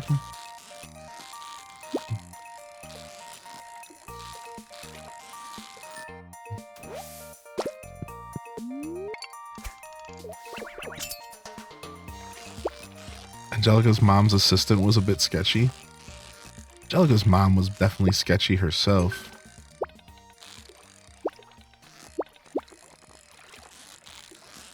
I'll never forget the episode where Angelica's mom's supposed to have a baby and Angelica starts having these like nightmares about what her baby brother's gonna be like. And her baby brother was like this nightmarish, like menace. Wow, that's a lot of stuff. Her baby brother was like this monster and like she depicted him like way bigger than her and stuff in her nightmare. Yeah, you remember that, dude? And it was so funny, dude. Like, yeah, num num. Thank you, dude. No, I was just about to say it. Yes, he looks at her and he's like, num nums, dude. Yes, dude. We need to make that a sound clip. Num nums, dude. Yes, dude. Hold on, I need to see if somebody has that exact sound clip like already available to make into a clip. Yes, dude. Wait, what? The part in Resident Evil 8 when you encounter a huge adorable baby creature. I don't know if I want to click on this video.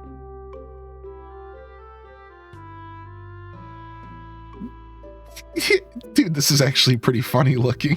Hold on. This is some YouTube poop. Where do you think you're going, sister?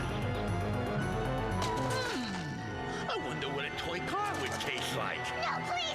I'm your big sister! Well, now you're num-nums.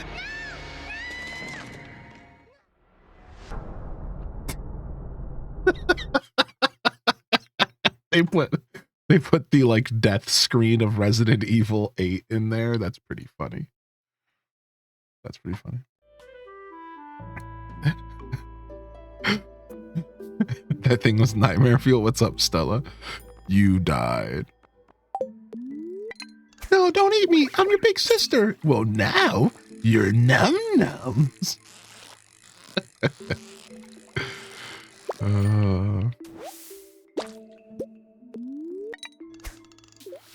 I have very different memories of this show.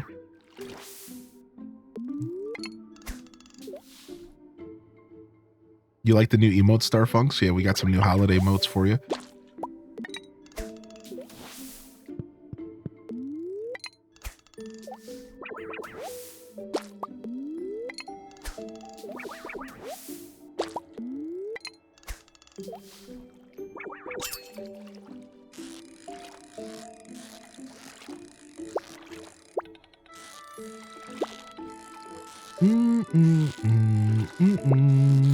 Okay. Dude, those instant bites are so nice. Dude, adding the bubble spots in here was amazing. Like, that's actually such a big deal. Because now you can actually catch multiple fish. Doesn't take so long. I did, yeah. Exclamation point scuffed, if you would like to see the clip to catch up on yesterday. And it turned out great, yeah. I still have a bunch of turkey that I need to carve in the fridge right now. I didn't have the energy to carve the turkey last night. I know that's so terrible. I'm like, whatever, man. Whatever, dude. I'll carve it today. Get it all packaged up.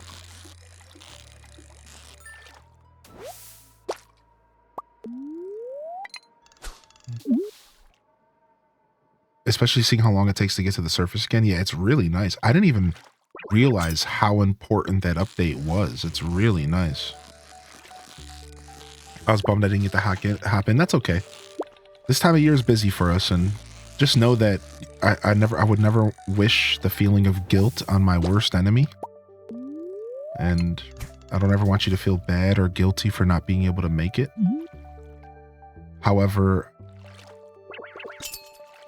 I appreciate you, and I'm glad that you're excited to watch my show. You know, I get it. From a viewer's perspective, I have had plenty of moments on Twitch where I couldn't be at a broadcast that I wanted to watch, and, you know, it's a little bittersweet. I get it. Nice. Did you pick up Mario Party, Shamrocks? That first cutscene is miserable, in fact. You are not wrong there. We need to eat something. We're almost out of energy.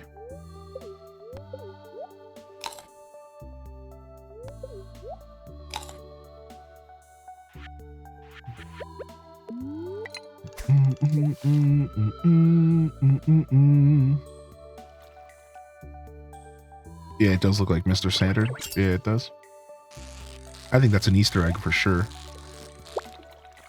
Missing a lot of the broadcast this December. What you got going on December, Ellie? Do you care like share? Do you feel like sharing? Do you care to share?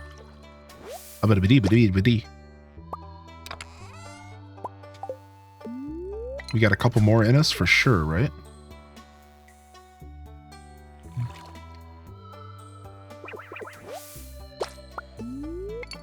You finally got Mario Party? Sick.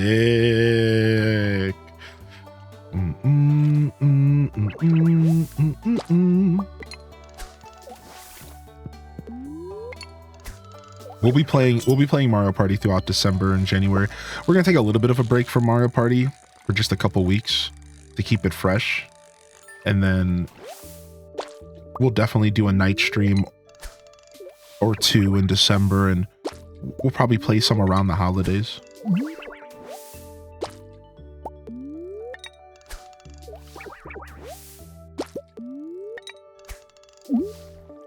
Frick, I went too fast. Can you guys believe it's already almost December? It's starting to look a lot like Christmas. Put your HDes Xmas emotes in the chat. I think it snowed last night, but I highly doubt the snow stayed on the ground. I highly doubt that. Chat, we'll be doing a Disney Dreamlight Valley update next week.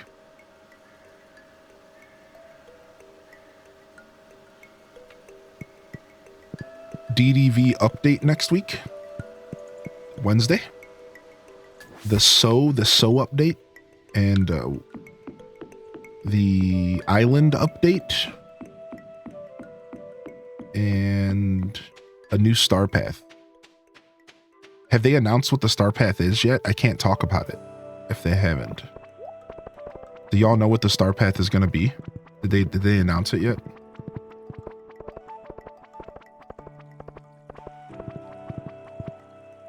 They gave clues. Ooh, I better not say anything. What were the clues?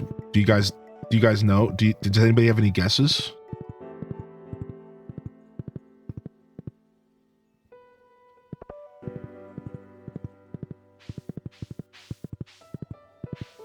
So excited for the floating islands. Yeah. Stay on the ground over here. See if we get any more. Yeah, what were the clues? I'm gonna go look at them real quick. Do do do do do do do do.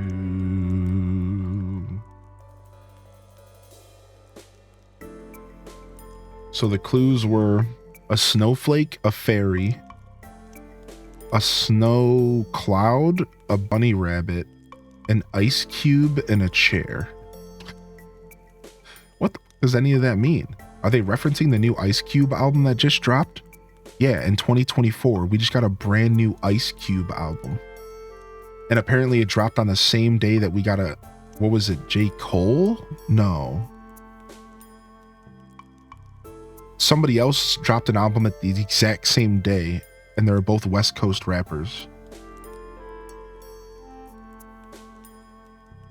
Everyone was memeing on it because the other West Coast rapper was a shadow drop, but Ice Cube had been planning his album release for a while, so everyone was like, what are you doing? Was it Kendrick? I'm not sure. Did Kendrick just drop an album? It was Kendrick, yeah. So Kendrick shadow dropped an album, but Ice Cube had his plan for a while, and Kendrick just so happened to drop his album on the same day. You know what we call that? We call that marketing, my friends. Oh, how about I just so happen to release my album on the same day that Ice Cube, and we're both West Coast rappers? Surely nobody will talk about it, right? That's some sneaky marketing, dude. I honestly can't even be mad at him. I'm impressed. Can't even be mad. I'm impressed. Smart move. I haven't listened to any of the albums. I listened to one song off of Ice Cube. I will be listening to the Kendrick album. I will be checking out both of them. Sure. Frozen themed. I sadly can't confirm or deny because I'm under NDA, but hopefully you guys like the Star Pack. I knew about Kendrick because Drake wants to sue Universal and Spotify. That's funny. New Kendrick is incredible, is it?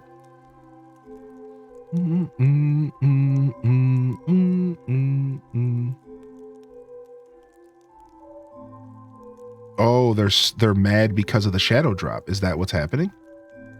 So because they shadow dropped an album, wait, what? So what's the suing? What are they suing over? Are they suing? I'm assuming that the suing has nothing to do with Ice Cube. I could look into it myself.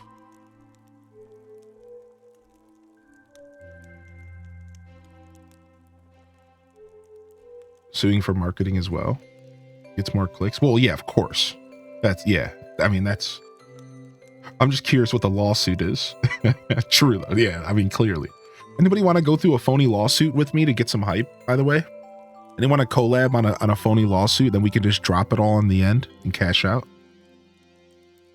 Saying that Spotify and UMG overhyped and inflated Kendrick Lamar's numbers. Well, I mean, whatever. I believe it.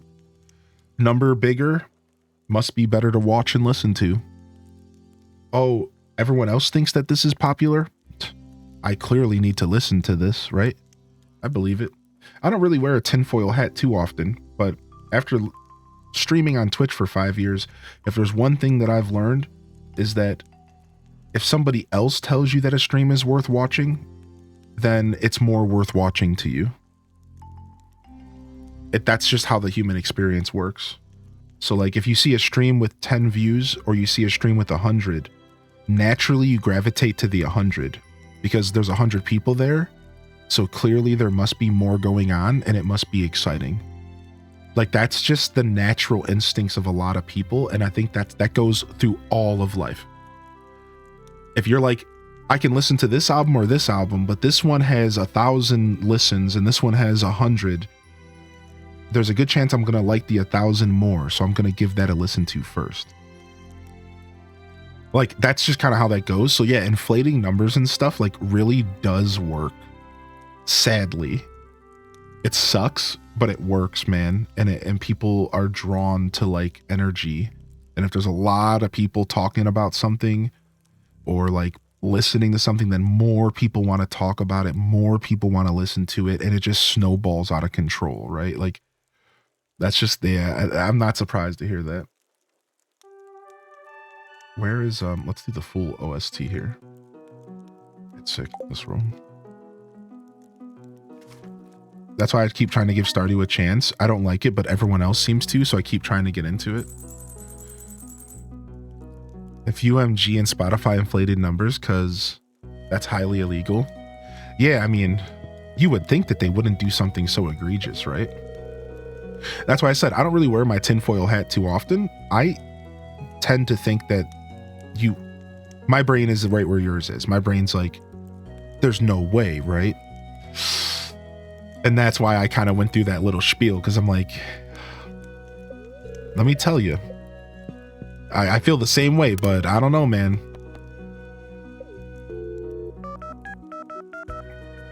H does yikes, you know? Red plate. Yo, what's up, Alto Girl? Good morning. Yo, welcome to the show today. Good to see you in here.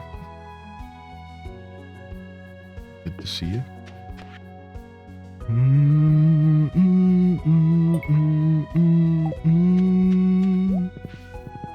All right, our last day of the night market.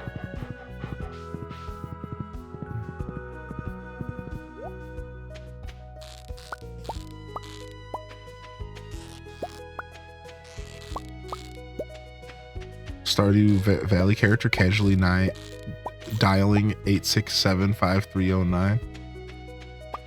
8679 8675 309.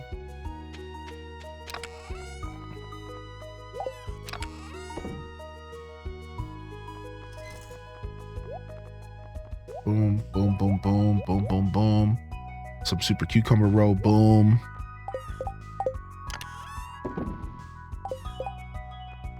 Yeah, Turi. You got this though, dude. I just do intermittent fasting while I sleep for the most part, and it works really well. So if you catch yourself getting hungry, I think that's normal, but maybe try to eat more within your window to the next day. I mean, you weren't asking for advice, so I'll shut up. But I know in my intermittent fasted journey, I just include sleep. So like sleep is like, 6 hours. Then I just don't eat breakfast usually. So that's like another 6 hours of my stream. And then boom, it's already been 12 hours. And I just don't even think about it. Right?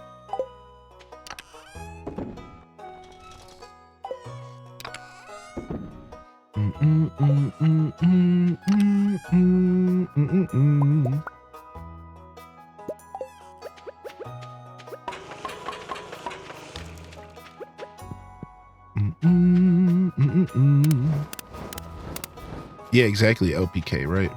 I did the same thing when I was chefing. Honestly, I was a grazer though. I was a grazer at work. I was always eating food on the line. I didn't care. The way I saw it was that if they didn't give me an employee meal, then I was gonna eat anyways. I've had that mindset for a long time in kitchens. I've said that to chefs before. Like, you guys don't offer employee meals to your cooks? No, people were taking advantage. Okay, well, I'm just gonna eat on the line while I work. Okay, well, just don't let anybody see you. Like, okay, so I'm gonna eat 100 pepperonis, a handful of feta cheese, and a bunch of walnuts while I work today. You know that, right? Like, let's just be honest with each other. You realize that that's what I'm gonna do, since you're not gonna give me an employee meal when I work in a kitchen. Oh, okay, well then I'm just gonna eat the food. What are you gonna do about it? Like, I'm a pretty brazen employee. There's a reason why I do this for a living. Just like, okay, if you're not gonna feed me, then whatever, dude. Bye. Bye, Felicia.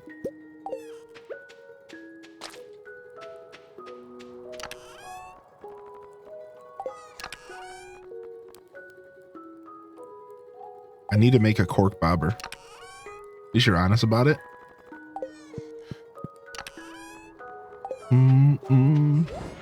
For me, the honesty was more of a statement, but I appreciate you saying that. A lot of times in those situations in the workplace, I would be honest because I felt like something that was going on wasn't kosher. And it might sound entitled for me to say this, and I'm sure there's somebody out there that are rolling their eyes. I have a person in mind who is probably doing such a thing. But at the end of the day, dude, the least you could do is feed me in a kitchen. Food costs nothing, man. Food costs are nothing. Why would you not feed your cooks? Give me an employee meal. Like, it makes no sense, dude. And I don't care how you feel about that. You feed your fucking cooks, man. Like, it doesn't make any sense, dude. Like, I don't care. Just give them a meal. So it's like, sorry, like, so I would be like very bold and like open about it, because I thought it was, I would call out my establishments I worked at, be like, you realize this is really stupid and you guys should figure this out. Like, I was very open and honest, because like, how else are you going to get change in the workplace than to get people to identify things that are wrong? You know what I mean? Like, I just thought that that was really wrong personally, and I would speak out. I was the employee who would call out if I was making more money than somebody else, and I was new there. I was the nightmare. I'm the nightmare employee. If you're a manager in the chat, I'm the worst nightmare employee. I was the dude who would like find out that I was making more money than somebody who had been there longer, and I would straight up call out the like workplace. Like, yo, dude, why has this dude been here for 8 years, but he doesn't make more than me? Why did you hire me in at higher? Yo, just curious, like in the middle of like a food rush. I did it one time to a guy in the middle of a rush. We're all kicking butt and we're all jamming. We're like, yeah, good job, everybody. And I was like, yeah, you know what would be really great is if you paid your employees properly. How about this guy? And then the whole room just fell silent. And I was like, yeah, I just found out that guy's making $8, but you hired me at 10 because you were desperate. Why don't you give him $10? Why did you give me 8? Because you're desperate? Do you understand why your employee turnover rate is what it is? Because you're not paying us. What are you doing?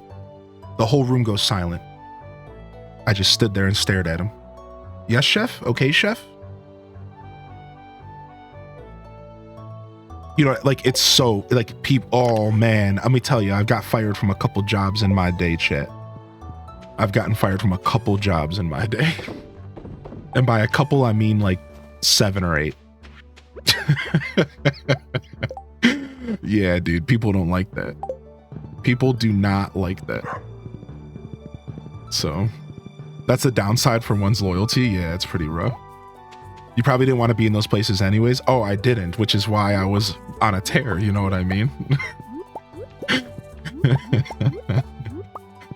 Yeah, for sure. I got hired making more money than the people that were training me in my old job. Yeah, I find that kind of stuff to be egregious. I find that stuff to be kind of disrespectful. So I just felt the need to speak out on it. A lot of you mostly see this stuff happening in like there's some times where it makes sense, like specifically talking about somebody being hired in at a higher rate. Sometimes somebody has more skills or something, right? So believe me, I didn't just go out there and like say this willy-nilly. Like, I would identify the situation for what it was. You know, like, so I managed for a couple years, you know, like, so if they hired somebody in to be an assistant manager, but a regular cashier is working there on the line, of course that person's hired at a higher wage. So I just want to make that clear, that there are situations where being hired in at a higher rate makes sense. You come with skills, tenure, and the like. But the situations where I would call people out was when we were both just regular Joe Schmo line cooks. And it was like, wait a second, this doesn't make any sense to me. Like, why is this happening? Like, we are like, what? Like, this guy deserves more. He's been here for 8 years. He's loyal. He doesn't say a word. He doesn't complain. Like, what do you mean? Like sometimes I just took it upon myself to be the voice for the voiceless. And like, that sounds noble and stuff, but like, that's not really what it is. I just can't stand seeing people get taken advantage of. Like, this is a personal battle. Like, I'm not doing this for the good of mankind. I cannot stand seeing people get taken advantage of. It really grinds my gears. So I would just speak out. And like, that's what it came down to. So it's not like I was doing this to be righteous. I was doing this because I felt like I saw something that sucked and I wanted to talk about it. You know what I mean? Like, I don't like that idea that people get taken advantage of in the workplace and stuff. Like, it really, really gets under my skin. So I just want to like make it clear. Like, I'm not like virtue signaling. I just did it because it was needed to be done. Is that like fair to say? Does that make sense? Like, I did it because it needed to be done. Like, it was BS. And like, that's that, you know, like, I wasn't trying to be like Mr. Helper. Like, it just needed to be said. Like, peace, you know? You got guts. Thank you, dude. I always got told to play nice, but why wouldn't I stand up for myself? Why would I let my boss treat me like garbage? Yeah, exactly. And then the only scary part is, yo, welcome in here, Mad Larry, by the way. Good to see you, Mad Larry. And thank you, Midna, for the 4 months. I might have missed that earlier today, Midna. If you're still out there, Midna _ thanks for your patience and thank you for understanding. Sorry about that. I think I did miss that one today. Just the one, though. But yeah, you know, like, the only problem is like, not everyone had the luxury of doing that. Like, so like, sometimes I felt like doing that stuff for those who couldn't as well, because like, I was living like a pretty like unresponsibility life. Like, I was in my 20s. Most of the times I did this, I'm in my 20s. I don't have kids. I don't have responsibilities. Whereas like, there are people out there that have to put up with this kind of stuff because they have families, they have responsibilities, they have things they have to take care of. And I had the luxury of not really having those things holding me back. So there's a lot of that as well, right? Like, I don't think your average person should lose their job, and you know what I mean? Like, you 35 months OMG. You got to be careful, you know?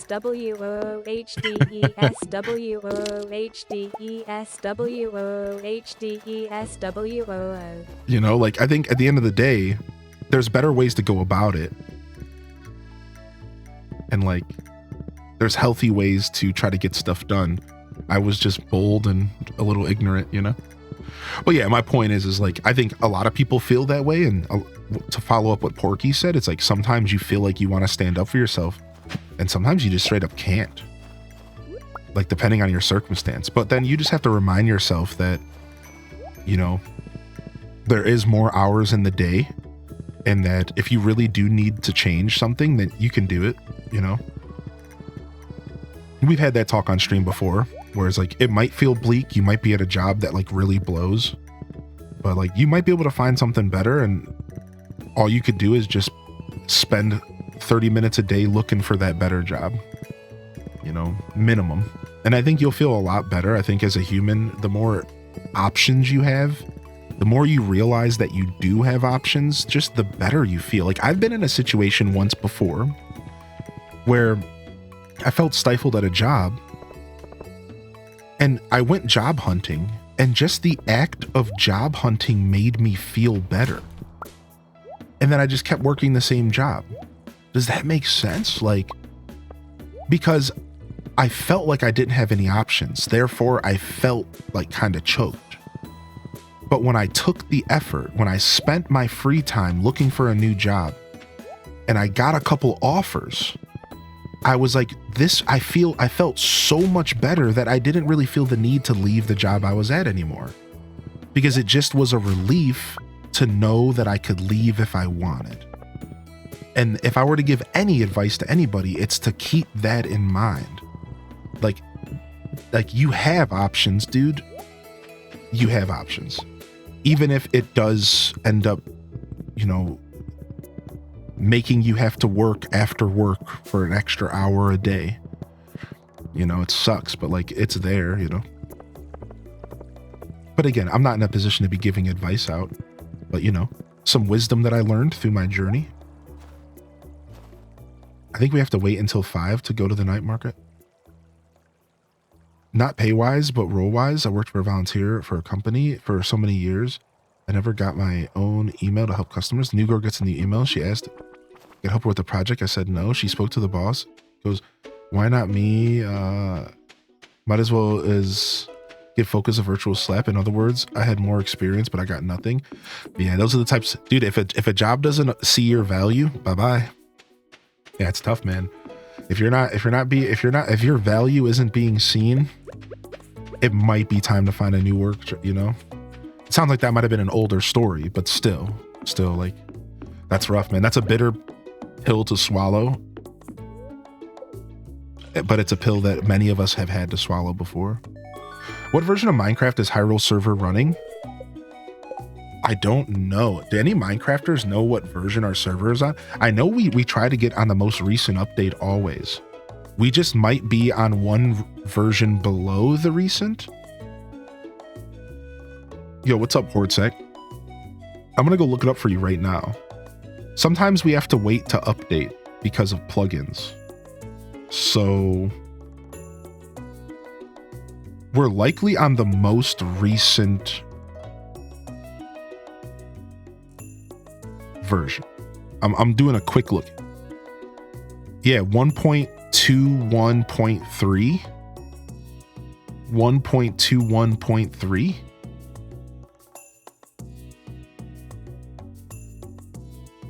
Okay, 1.21.1 and 1.21.3. Okay, cool. Thank you, Alith.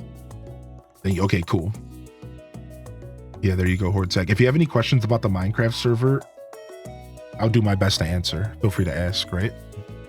Yo, thank you, Dr. Stem Geek, for 35-month Prime, baby. Thank you, dude. Thank you, dude. I missed a message from Stim. Let me go check that out real quick. What's up, Toon, baby? Yo, how you doing, Toon? Hearty welcomes in the chat. What you gaming on today? Happy Friday.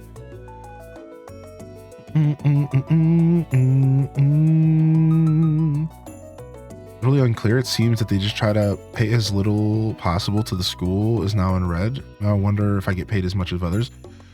You have to tiptoe around academia is tough. Yeah. I mean, it's so funny because like early in my journey as an employee, I was told that it was very unprofessional to talk about your wage with other employees. But I found that over my 10 years, I guess it was like honestly just under 15 years of working in like retail and kitchens, that actually that is like the most BS thing that you'll ever be told in the workplace. And that employees should be very, very open about talking about their wages to each other. And don't you let anybody tell you otherwise. It shouldn't be a competition. You should be open to discuss it, and you should talk about it, and everyone should be on the same page. It's real funny how like very early when I was young, like 16 to 20, I remember being sat down and told like, this is a very unprofessional thing to do. We don't do this in the workplace. And like you quickly realize like that's actually super gross. Like that's not how that should be actually. And like it shouldn't be competitive and weird and secretive. It should be very clear that I make more than you if I do more work than you. And if I don't do more work than you and then I make more money than you and you feel disgruntled, then you should talk to your boss about getting more money to make sure that you're being paid for the work that you do. You know what I mean? Like it should all be very open and honest and fair. And it's just not always, which sucks, right? Is it possible to switch dangerous and normal mines? Yes. So you can switch them back and forth. So the first time you do the quest for the dangerous mines, you get a button that you can switch back and forth anytime you want. And it just takes a day in game. So like you click the button and then the next day the mines go back to normal. Same thing in the Skull Caverns low one. The Skull Caverns also eventually gets like a bonus, like a dangerous version, and you can switch back and forth once you unlock, but you have to do it first. Like you have to do the quest fully once, and then it'll switch. Then you have the option to go back and forth. It's pretty nice, actually.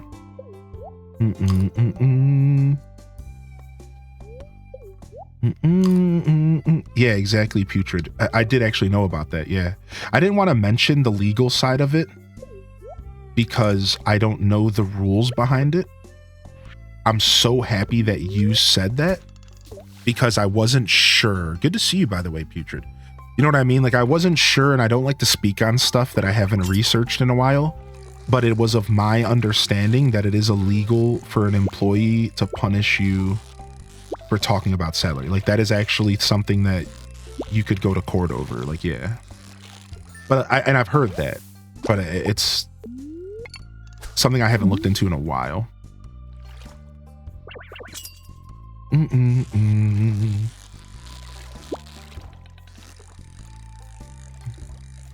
Proof is difficult. Yeah, I mean, I was talking to my roommate about that. Like, it's also illegal to fire somebody under certain circumstances, but what are you going to do about it? What are you going to do? You're going to take them to court and spend money that you don't have? Even going to like a state magistrate cost money. And that's the problem. I think we were talking about this on stream one day, and I think like our buddy Neanderthal was like, well, you shouldn't take that. And it's like, well, the problem is like people don't have the time or the resources to go to court and to go and to fix these things. Like, we don't have these resources. Like, we don't, your average person is taking care of families and like what are they gonna, what do you, like, it's just, that's a lot to take in, dude. Like, that's a lot to like take on. And then you have to prove it, or it's just your word versus theirs. It's like, what do you do? Like, you just really can't do much about that. It's pretty gross, you know?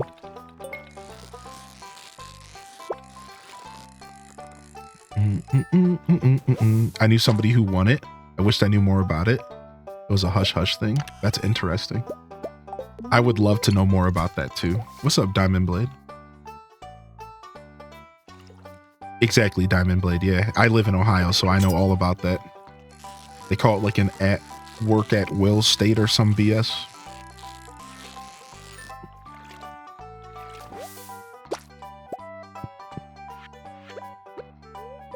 Yo, good to see you here, by the way, coordinator. Hope you're having a good day today. I don't think I said good morning to you officially. What's up, Nisi, by the way? Welcome back. See you back in here, Nisi Star. Yeehaw! Welcome to Stardew Valley. We got spaghetti and amita balls in the corner. Line dancing starts at 12 noon p.m. And make sure to dust off your boots before you get down to the dance floor. Yeehaw!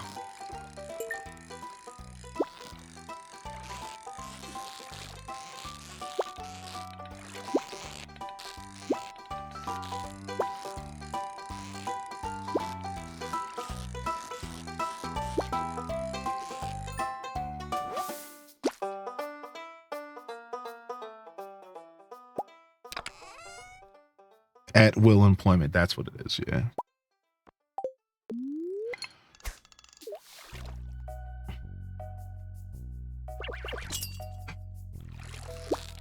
Most of my clients are car dealerships. Some of the top dealerships are working there. Blatantly state that exactly what everyone gets paid. They attribute a lot of their healthy work environment to people knowing what everyone makes. Removes animosity and awkwardness in the work environment. Man, you would hope that more places adopt that. That's cool. That's super cool, man. That's a blessing right there.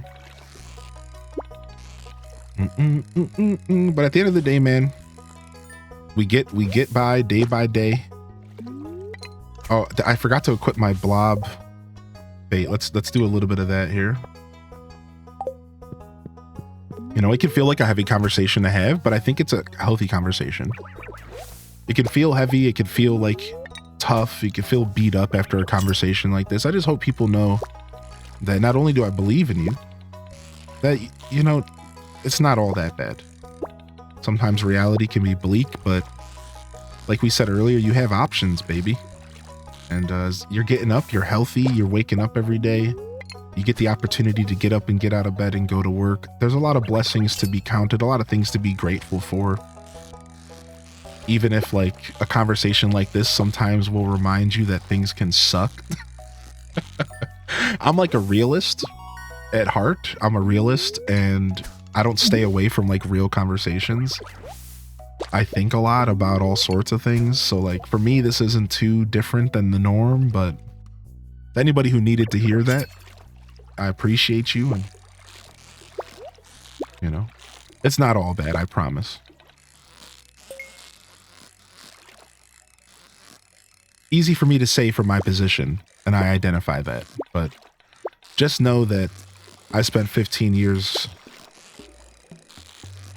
in a lot of environments that we just described, so, you know, I haven't forgotten my past. Oh, frick, dude.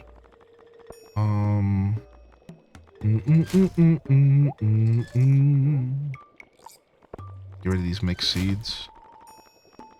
I don't need this stupid skeleton tail.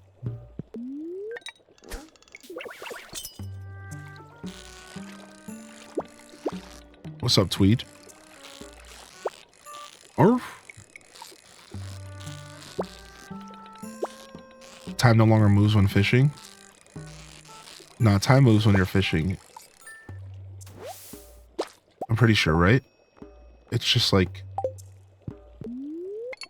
Yeah, it's like, it's only when you're like pulling the fish out. There's like a couple little windows. So what Concerned Ape did over the years in this game is they made a bunch of micro improvements to how time flows based on character animations and stuff like that.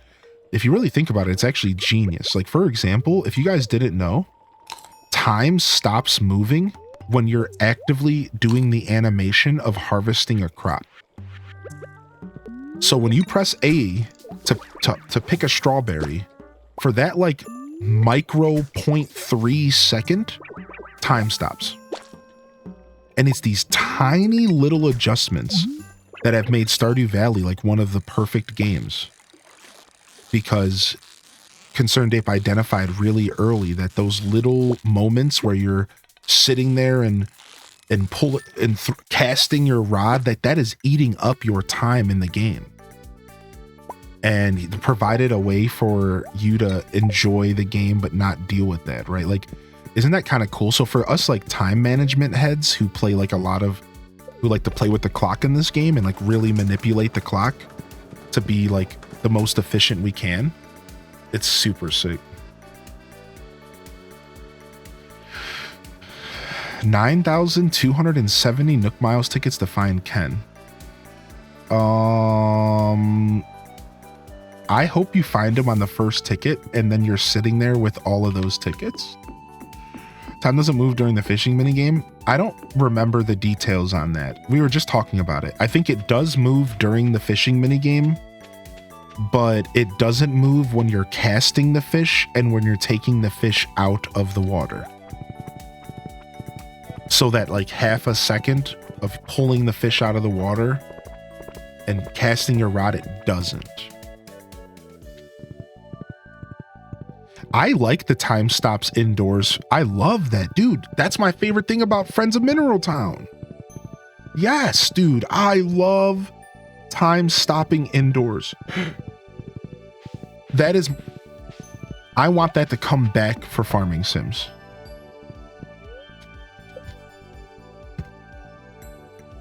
The time mechanic is the main reason I don't play Stardew. Yeah, see, that's one of my favorite parts of Stardew is like the time management. And, you know, it all started with like Harvest Moon, Friends of Mineral Town. And then eventually I got into games like Theme Hospital. And the idea of like Roller Coaster. Well, see, Roller Coaster Tycoon's not a good. But like my point is like management sims. And that kind of got me into the idea of having to do things efficiently based on a time. It all started with Harvest Moon, Friends of Mineral Town, though. It all started with that game. Yeah, what's up, Flantastic, by the way? All right, we need to stretch, chat. So I'm going to stand up and stretch real quick. Recently got back into Story Scenes of Wonderful Life. I think Wonderful Life is one of the best farming sims ever made. No, I haven't got into Satisfactory, and you want to know why? Because I know that game will consume me. I stay away from some games if I don't have the time that I know it's going to need. And I know if I started playing Satisfactory, I would not put that game down. Like, I just know I won't touch the game. Like, I won't. It'll be bad. It'll be like playing World of Warcraft, probably. Like, in its heyday for me. It'll just destroy me. I'll get to it eventually, though. Do you like Fields of Mystria? Dude, I love Fields of Mystria. Fields of Mystria is probably the closest game to Stardew that we've ever gotten since Stardew came out. And I mean that no cap. Like, it is probably the closest thing to Stardew we have ever gotten since Stardew's release in 2016-17. There's a lot of good farming sims out there, but I'm talking about just closeness to Stardew. The same feeling you get when playing Stardew. You know, I'm a feeling-based individual. I'm just doing some stretches here, some lunges real quick. Hold on.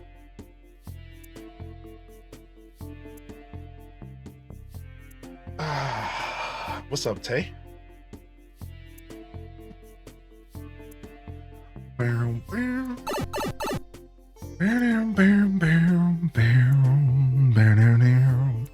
Are you romancing a specific person this time? I don't know yet. We're kind of talking about it in the community.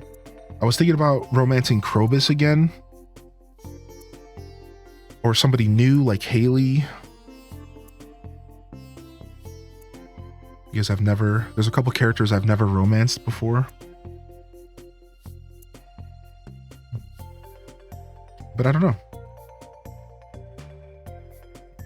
I can tell you one thing. We certainly haven't started that process. And you want to know how I know? Here, let me show y'all. Let me show you a little something here.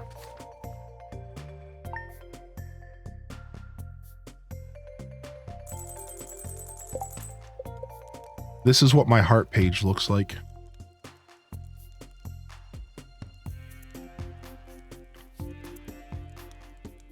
Keep in mind, we're about to start year 2.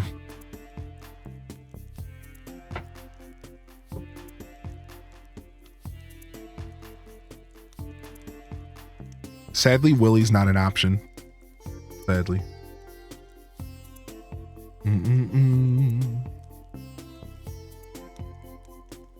Sadly, not an option.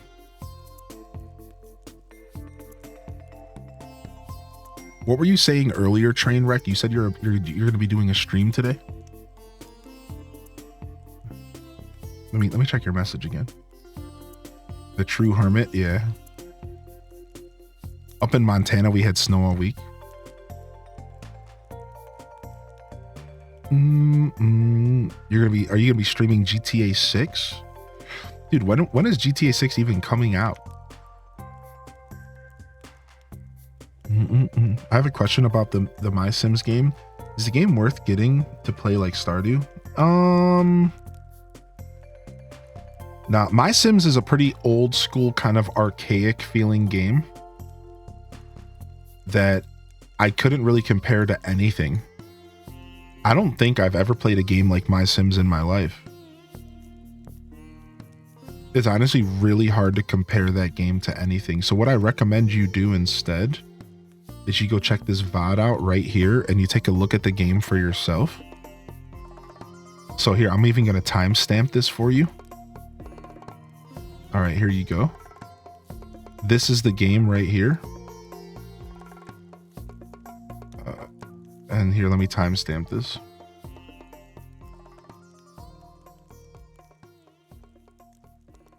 Oh, let me go back to the character creation for you.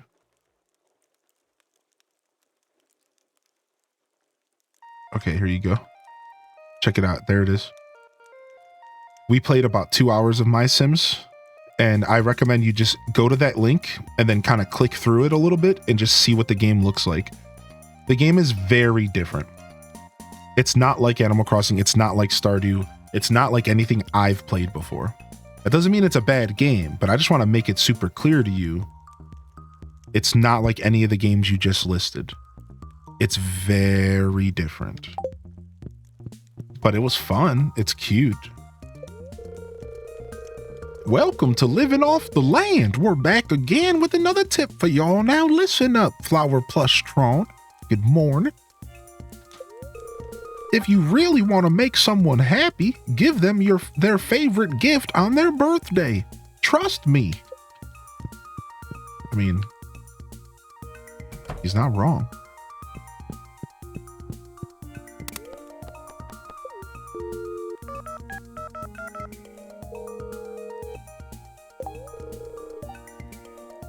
Chat, what's one gift you're proud of this year that you got for somebody special that you're willing to share or that you can share? Because maybe you have some people here in the chat that you know.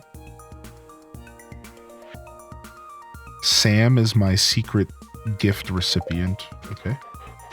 What's a gift you got for somebody this year that you're proud of? If you were able, or if you gift, you know, not everyone does gifting. Empanada. A gift sub of Hylian descent, of course. Get out of here, dude. You dork. I should have expected that, I guess. Got my grandma her favorite Chanel perfume. Fauna on the second ticket. Got my sister and wife tickets to the Stardew concert. Aw. Aw, Tamper. Okay, I won't even say it out loud. Shush, mum's the word, everybody. Last time I played My Sims, I was a teenager, 15 years ago. I love it. It's cozy. Definitely Wii vibes for sure. Yeah, it's just an older game, and you should just know going into it that it's gonna feel and play like an older game. Doesn't mean it's a bad game. I had fun. Tickets to see Squatch. Squatch. Squatch.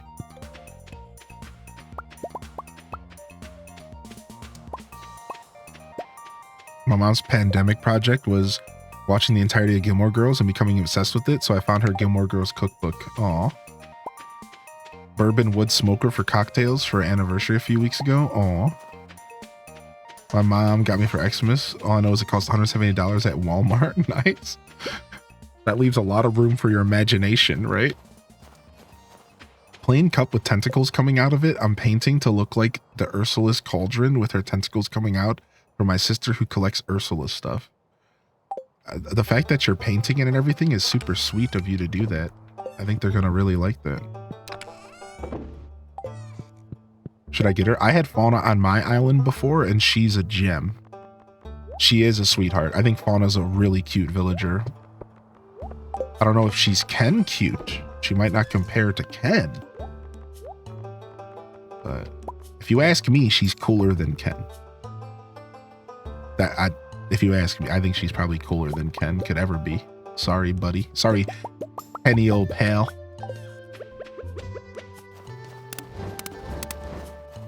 No lag here on my end. Thank you for saying something, though. I'll keep an eye for the next couple minutes. Got an anniversary card from Quacka's Shop for Bliss. And a graphic print. Rolled up, look like a pack to open. Wait, what? Dude, am I saying this too loud? Hold on, I'm sorry. They could be here. Raina, stop. Shh, shush, mum's the word.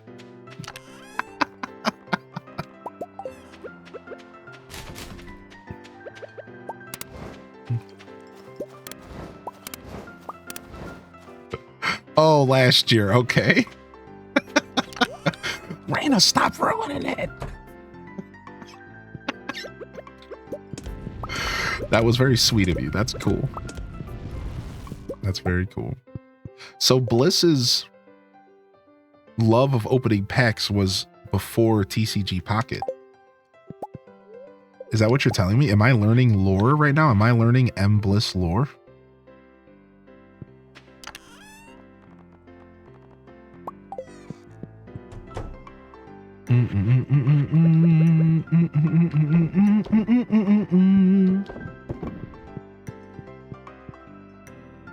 Someone in chat helped me get a Christmas present a couple of years ago.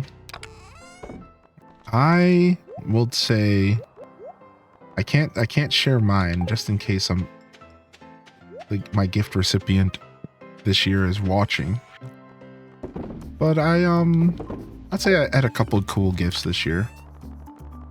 I have one more idea that I think I want to commit to. I'm also trying to pull together like maybe something kind of creative. So I'm like, I got like a couple more weeks to maybe do something creative. Like I had a couple ideas that I didn't commit to, but it's always nice to do something creative, even if it feels like it's chintzy. I think like if it feels like a cheap gift, like I think that it's the opposite. I think homemade cards and stuff are so cute. So I was like, I'm thinking like in the least I might do like a homemade card maybe. I don't know. Just for fun. I just have to be feeling creative. Like that's it. If I'm not feeling creative, then what's the first mastery to choose? That's a really good question, right? So the combat mastery gives you access to trinkets. And the trinkets are really cool. The farming mastery lets you use a scythe to harvest your crops. And if you're a big farmer, that's really cool. The fishing mastery lets you get a fishing rod with 2 bobbers. So you can have 2 corks or 2 traps.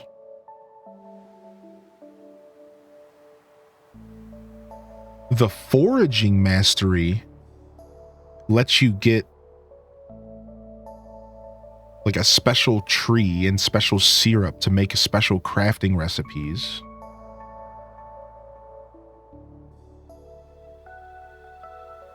And then the mining mastery is like a super powered oven that actually can produce more than you put into it. So there's like a chance to get extra bars out of it, as well as like an anvil. I think the anvil's in combat. Which one gives you the blessing statue? That's probably the best choice for mastery first. Wouldn't you all agree? Which one gives you the blessing statue?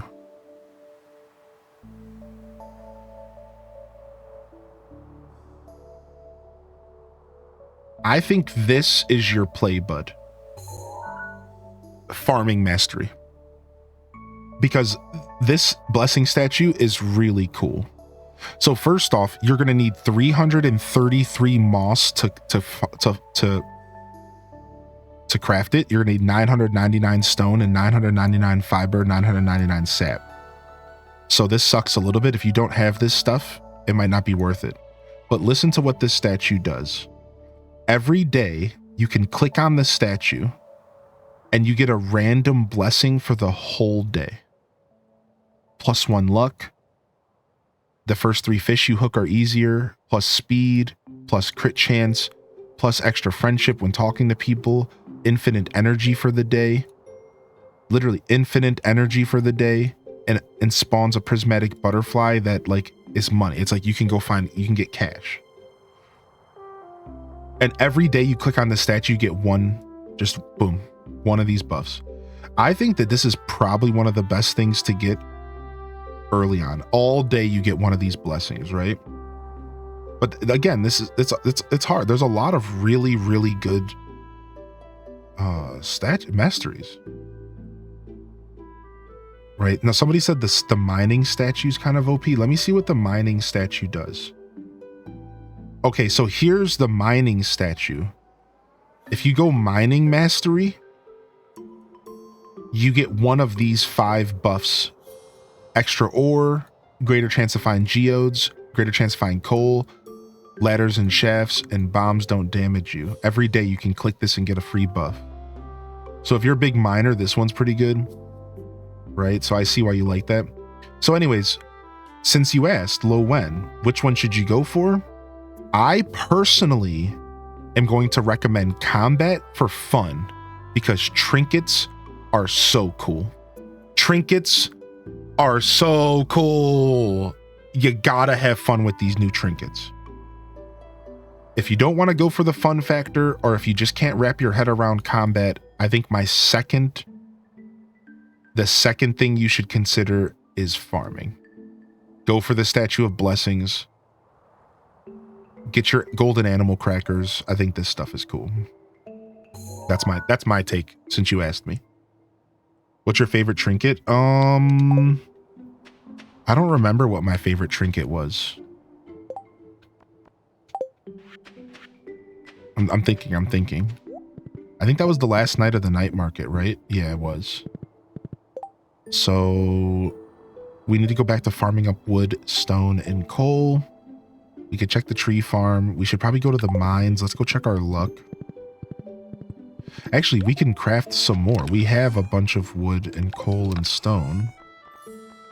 Let's craft some more right now. I think I'll take combat and make number 2 farming. Stone, boom.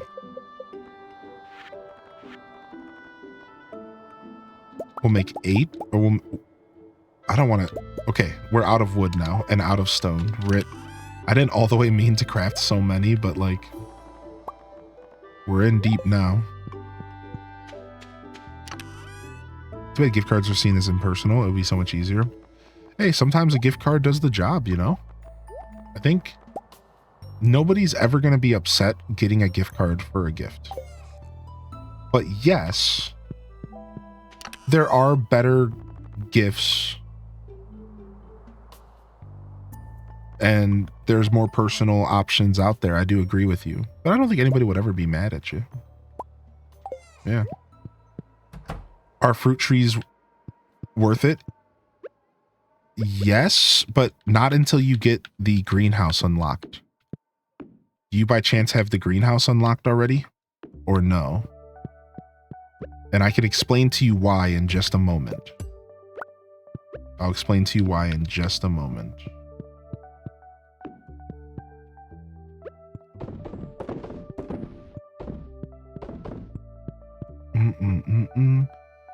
In like 6 days I have it. Okay, cool. So you want to wait for greenhouse, and here's why you want to wait for greenhouse, because this is the optimal layout for the greenhouse. You ready? If you're new to the game, you might not know this, and if you've played the game for years, you still might not know this. So get your HDES notes in the chat. So if you didn't know, you can put trees in your greenhouse. You see this space around the edge? You see this, like where my mouse is? You can put trees all around the edge of the greenhouse. Fruit trees. And they'll grow every couple days, the whole year round. And look here's a picture that shows you exactly how it looks. I'll even share you this link. Look, so you can put trees all around the edge of your greenhouse, right? And they grow all year round. So like every 2 or 3 days, you just harvest fruit and it's just free cash. And this is what it looks like fully grown. So yes, fruit trees are actually very worth it, but not necessarily on your farm. They're better in your greenhouse. So I personally don't even buy fruit trees until I get my greenhouse. That's how I've been playing the game for 5+ years.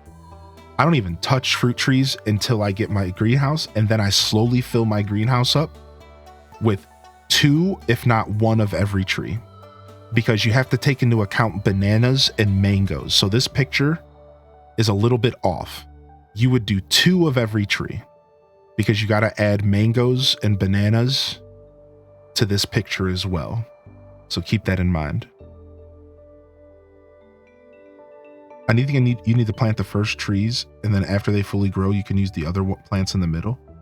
The only fruit trees I've planted is the ones I've gotten from completing tasks. Yeah. I usually hold the fruits until I have 2 of each seed. Yeah, that's your play. That's your play. I'm glad you asked. Now you can get fruit trees with the tickets to redeem in Lewis's house, which is amazing. Yeah, that's super nice. Okay, so it looks like it takes like about 3 hours in game to go through my hardwood. That's not bad. That's not bad. All right, let's go to the beach and check our beach crab pots. And let's go smoke some blobfish. The blobfish make pretty good cash.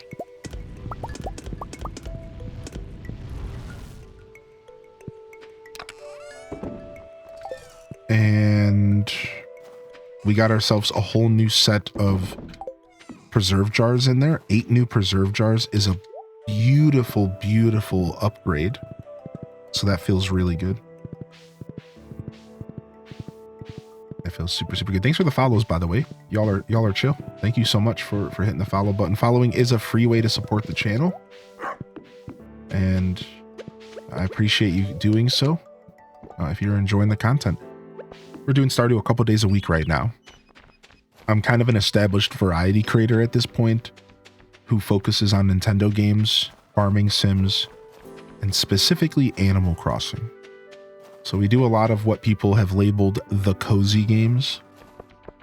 I just play what I like, and it just so happens to be pretty cozy.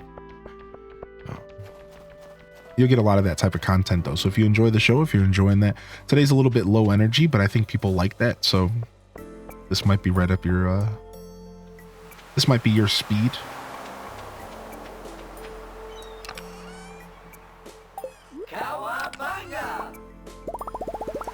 Look at all this stuff. I just leave all this stuff everywhere. Oh, they moved one of those chests. They moved the chest up there because of the event. Cool. At least I didn't lose my stuff. Yeah, we're vibing. This is a brand new Stardew playthrough. We'll be seeing through to pretty far into next year, probably. I imagine we'll be playing this save file for a while into the start of next year. And I would like to bring back multiplayer Stardew. I'm working on it. I'm not really prioritizing it, but I'm working on it. And we're coming back tonight for a little bit of Animal Crossing. So just a heads up to the late morning squad, the early afternoon squad. We are... Wait, did I check my crab pots? I sure did.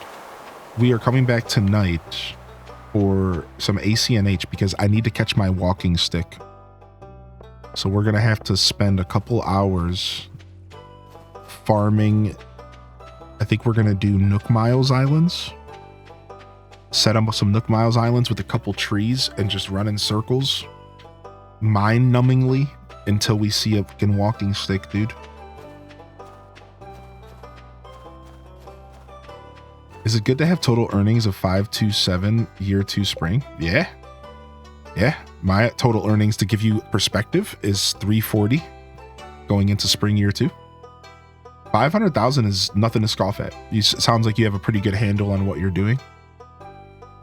Now you can go much higher than that if you play the game on some crazy efficiency stuff, but you could also go much lower than that. So I think you're doing pretty well for yourself, if you ask me.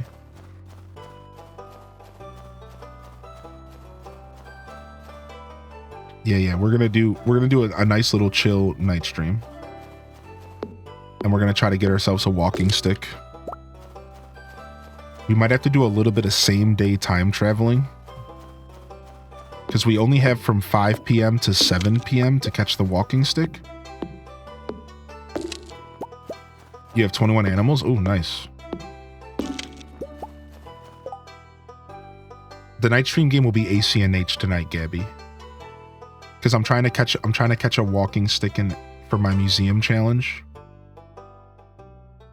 And if I take a look at the museum list real quick, yeah, 5 p.m. to 7 p.m. So we'll start the stream at 5, and then I'll sit there and just try to catch the bug for 2 hours straight. And if I don't catch it, we might have to turn the clock back an hour and keep going. Either way, we're at the end of the month. We only have these next 2 days to catch the walking stick. So if we have to do this, like we have to sit here and catch that bug. Like we have to do this. And then we need a great statue, a dynamic painting, and a worthy painting. And we need the gosh darn barrel eye. We still need to sit there and farm the barrel eye, man. So we got a whole month for the barrel eye though. You still need the art? I do still need the art. And the closer we get to the end of the month, the closer I'm getting to accepting help. So yeah, the closer I get, the closer I'm accepting help.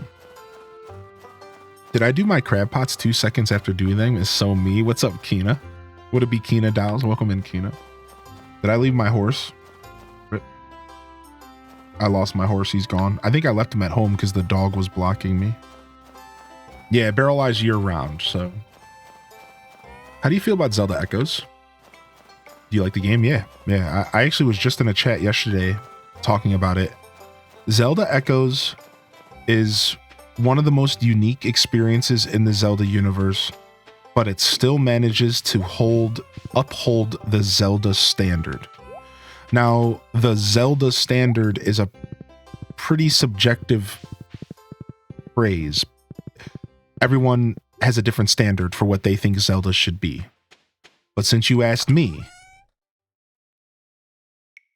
it holds up to the Zelda standard that I believe my standard for Zelda. It holds up.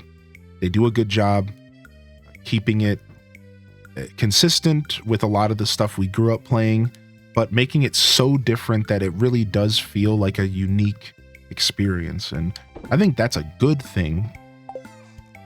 Maybe for others, it's too different, and that's a bad thing, and that's totally a very valid opinion to have.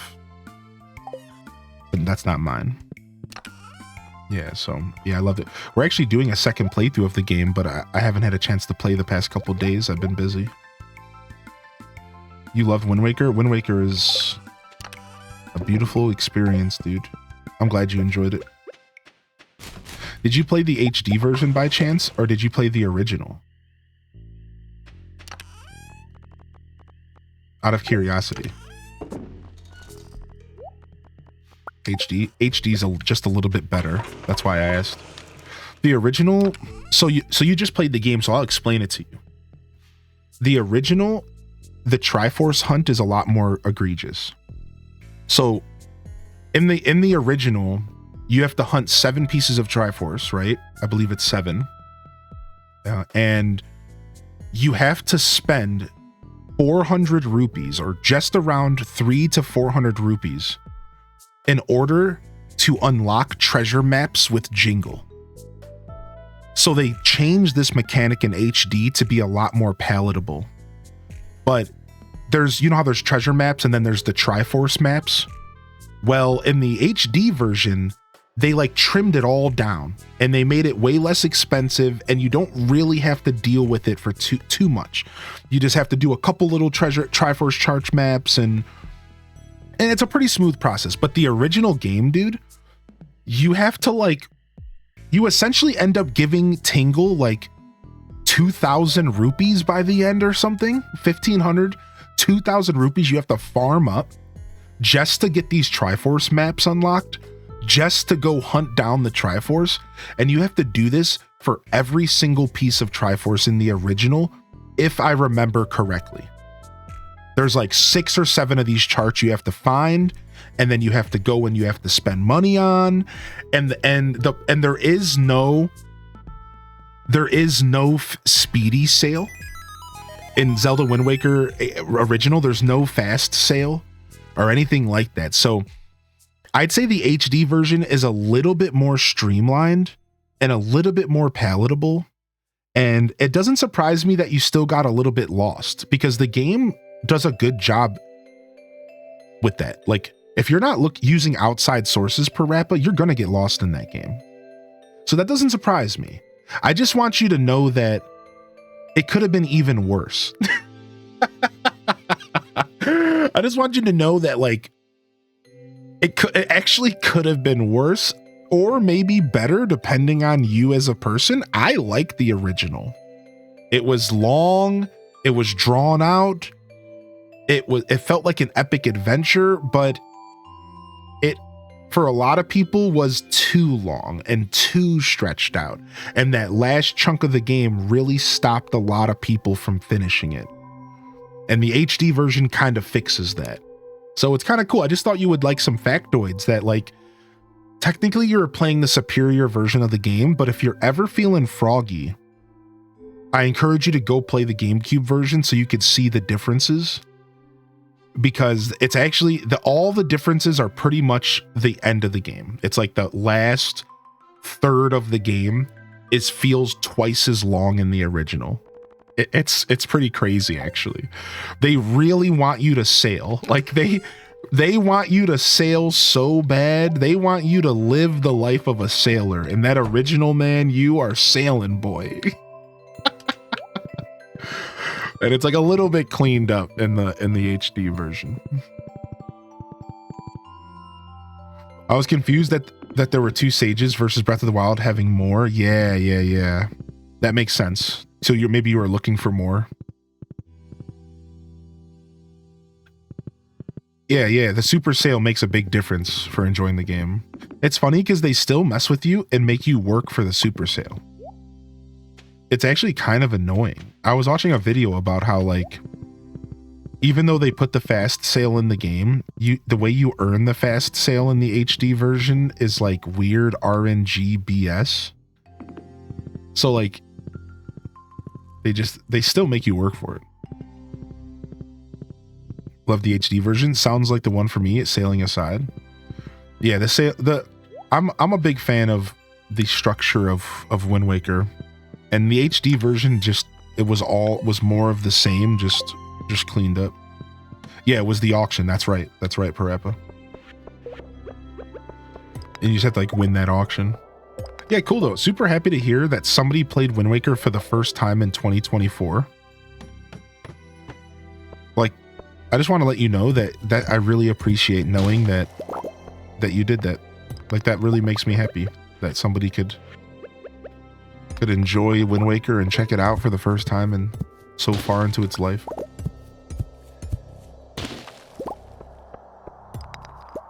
I'm gonna send you something on Instagram. I'll probably catch up on Instagram soon for sure. Thanks for letting me know.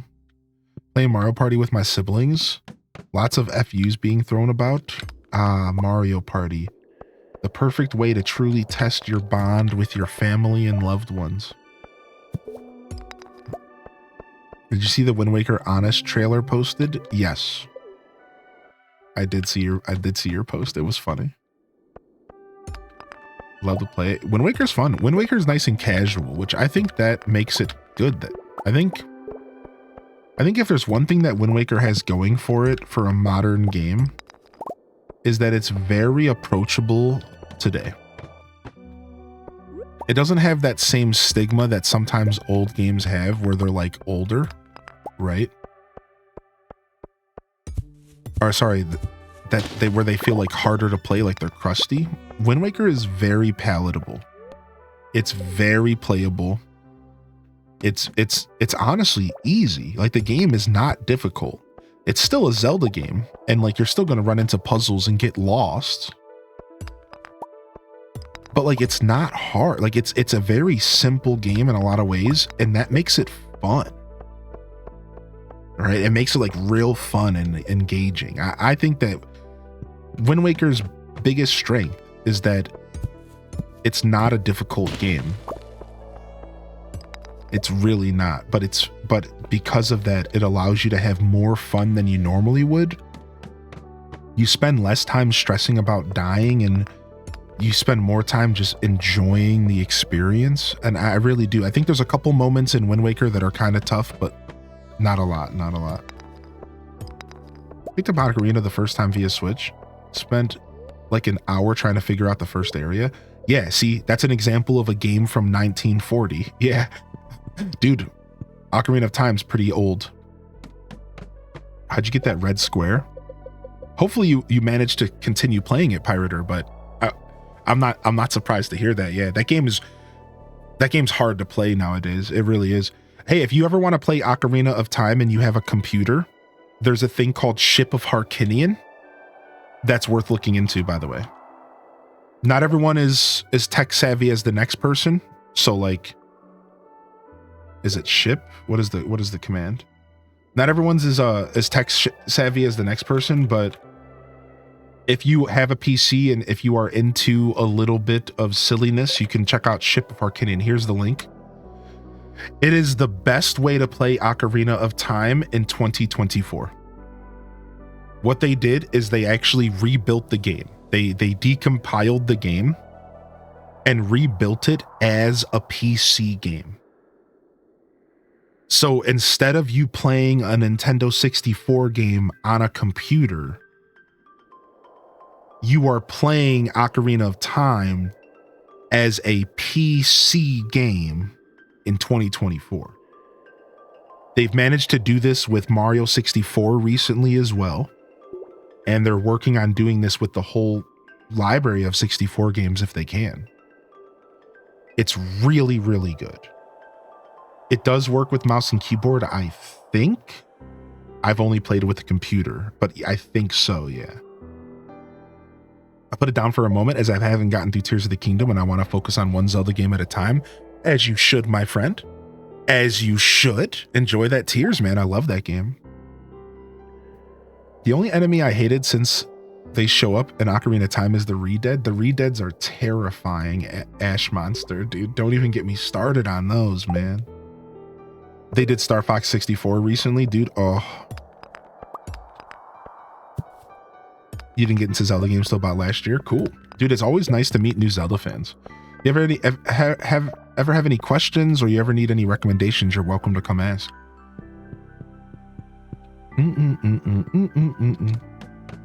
How did you get that red square? Oh, let me show you again. Sorry, it's in the settings. Sorry, Lemons. I got distracted. I'm a little tired today.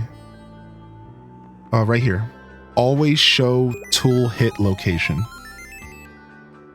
And hide tool hit location when moving. Turn this off. So turn off hide hit when moving and turn this one on. And then you always have this red square when you use your tools. It's really nice on the Switch because sometimes the Switch bugs out and you can't tell where you're swinging. So you can kind of like reset it. Oh, wait, I forgot to do the big rock. Oops. Every time I hear those things scream, I run. Yeah. I'm enjoying Stardew, by the way. Thank you. We're having a good time today. Super chill, relaxing. We're farming up stone and coal and wood so that we can make more preserve jars so that when we go into spring, we're making pretty good cash here. Oh, can't I break this? Yeah.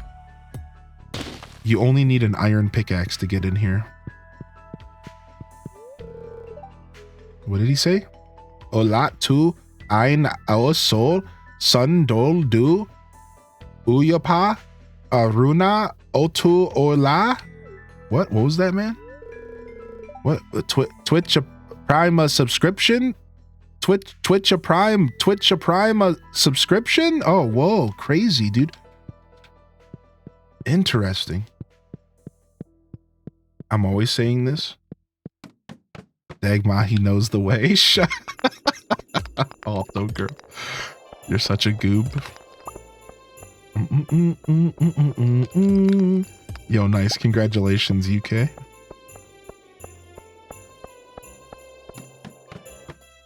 I was excited to play Ocarina of Time when they added the N64 games to Switch and quickly realized to play on Joy-Cons is impossible.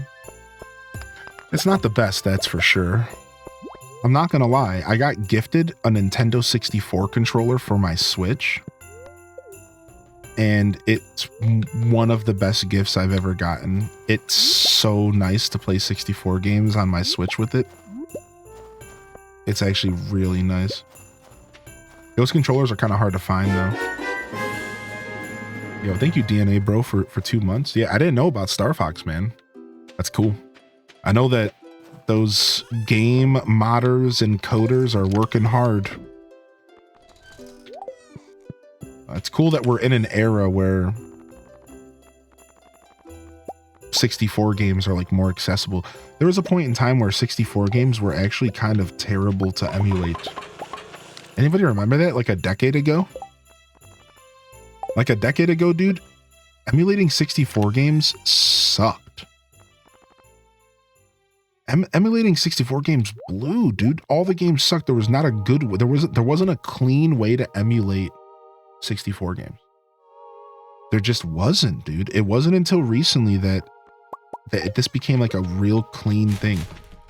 64 games were just always buggy and clunky, and Project 64 sucked a decade ago. I think PJ 64 has gotten a bit better nowadays.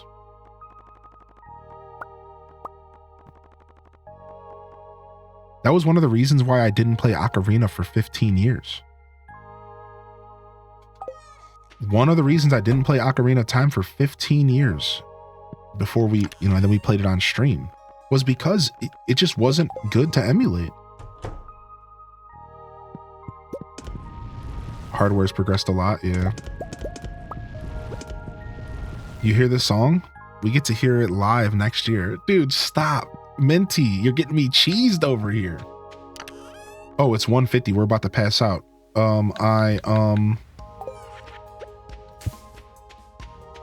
No, I put the tent down and I didn't click on the front door. No! I hate this game. Snake, are you okay? Snake? Failed.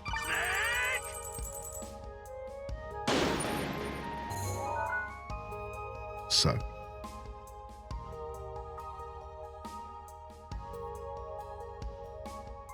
Played Ocarina a bunch on 3DS. I still have to this day have not played Ocarina 3DS, but exclamation point Zelda, we will be playing it here at some point, probably January or February.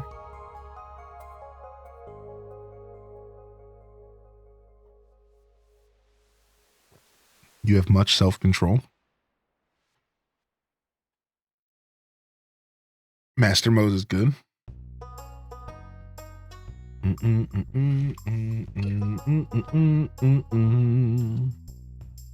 Appreciate your rice cake.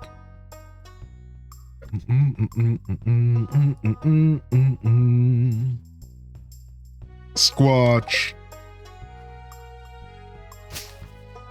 What was that noise?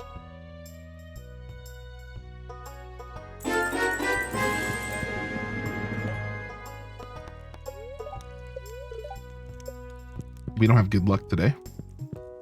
The spirits are pissed.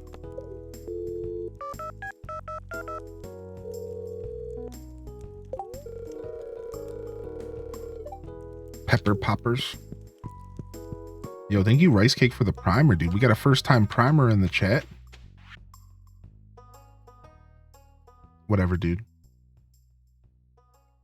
Oh, yeah, dude. Linus, man. Everyone always talks about how awesome Linus is, but secretly, Linus is the one that's been robbing you the whole time. Suckers.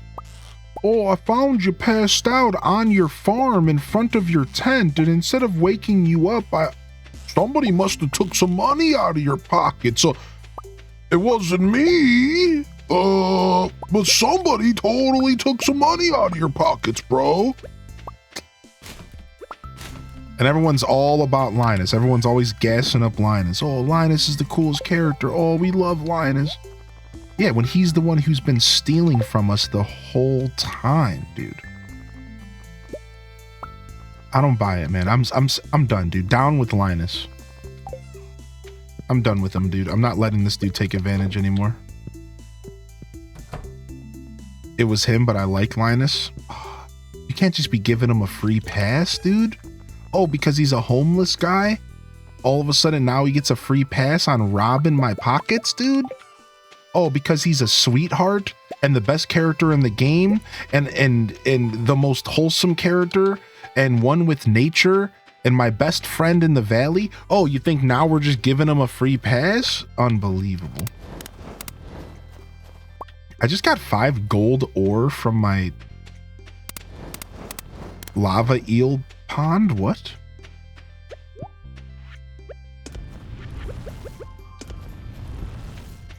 What the hell?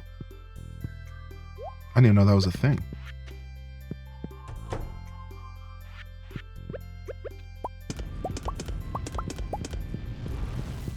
I found you passed out last night, so I made sure you were safe and also signed you up for several subscriptions in your name, Linus.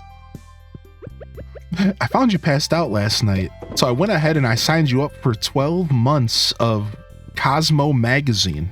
I know you might not read magazines since it's 2024, but don't worry, they make good pooping paper. Sincerely, Linus.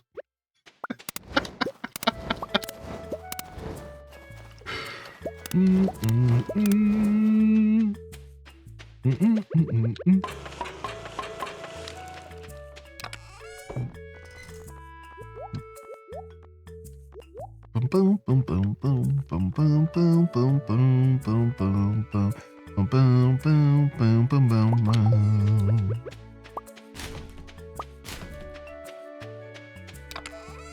Person I hate is the guy who owns Joja Mart. Yeah, he's very hateable. That's for sure. I thought he was talking about Linus Tech Tips. Yeah, screw Linus Tech Tips too. That guy robbed me while I passed out in front of my tent on my farm. Down with Linus Tech Tips.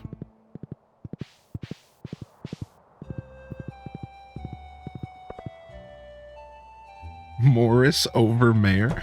Message sponsored by Sebastian and Haley. What's up, farmer? I saw you passed out and signed you up for a 10-year subscription to Highly in Descent. Now we're talking. Shh.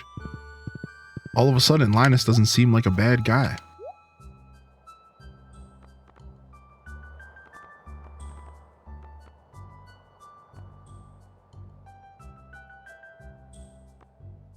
Rabbit's Foot, Pale Ales, Void Essence.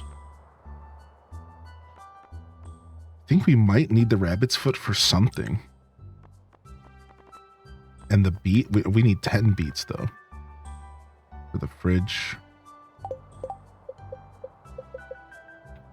I know you need the Rabbit's Foot for the guy, the truck. I know that. I know you need it for like the truck. Next to Joja Mart. Here it is. The Enchanter's Bundle. Yoink.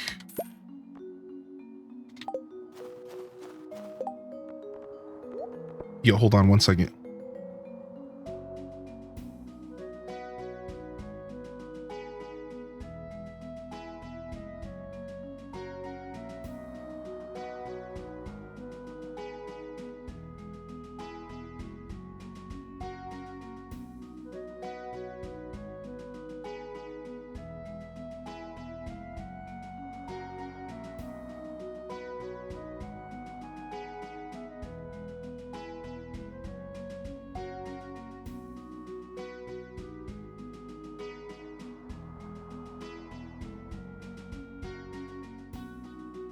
Okay. How do you feel about cheesecake? Sorry about that, chat room. I just wanted to talk to my roommate real quick. I heard the door. I heard him leaving, and I was meaning to tell him something.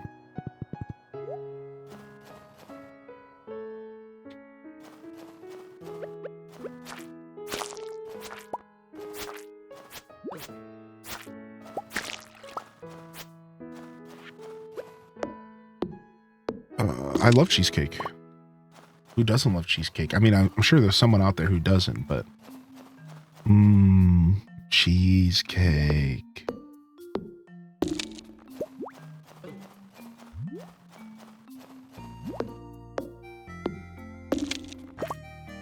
That driver is still there when Joja Mart closes. Something is sus with him. Yo, will you get off of me, dude? What is going on with this slime? Thank you, Rice, for the... Thank you very much for the Prime, man. Some people might say it's too rich. To which I say, too rich? That's what I'm saying, dude.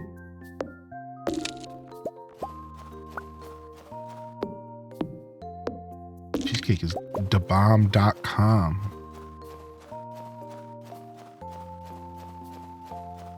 Proud of how your cheesecake turned out yesterday? It's me. I don't like cheesecake. What's up, Yama? So what's your favorite type of cake then? If you don't like cheesecake, what's your favorite kind of cake? Flower child, what's your favorite kind of cake? If you don't like cheesecake, then you gotta have a favorite cake. What is it?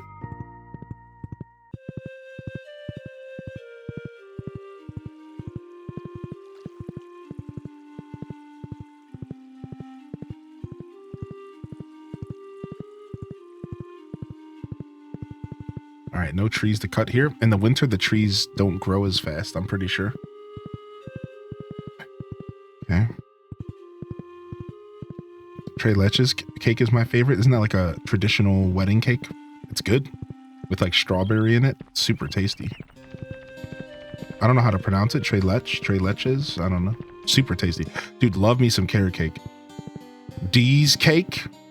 I mean, I was going to make a joke similar. I was going to say, I'm not in a position to appropriately express what my favorite type of cake is.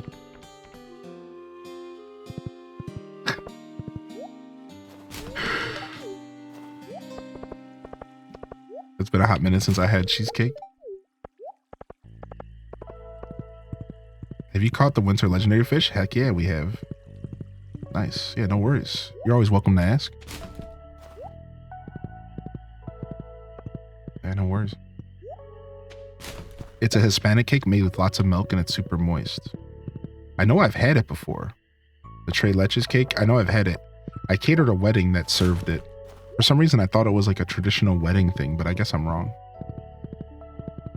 Cloud cake, it's made with whipped cream, soft and very light and airy. Other than that, I like aretas, I don't know how to say that, ariet cake, which is made with broken up cookies, cacao powder, butter, sugar, and then it's kind of shaped into a cake shape, and Dutch apple pie. Dude, honestly, that all sounds amazing. Oh, okay. Thank you. Thank you, Yama. That all sounds amazing. Yo, what's up, Knight Rider? You know, you came in with such beautiful energy this morning, and I didn't really get a chance to say official good mornings to you. I apologize about that. How are you? How are you, Knight Rider? What kind of cozy game is this when you have to fight monsters? Can you really call this game cozy? You might not realize it right now in this moment, what you just did, Knight Rider. You might not realize it in this moment. But you don't want to open up the can of worms that is the conversation of cozy Stardew Valley being considered cozy when it's not. We've had this talk before on stream. Listen, I'm going to do my best to hold back from yapping about it. All I have to say is I don't think Stardew Valley is a cozy game, and I think it is mislabeled as a cozy game. However, I do accept that some people think it is a cozy game. But some people also think Doom is a cozy game.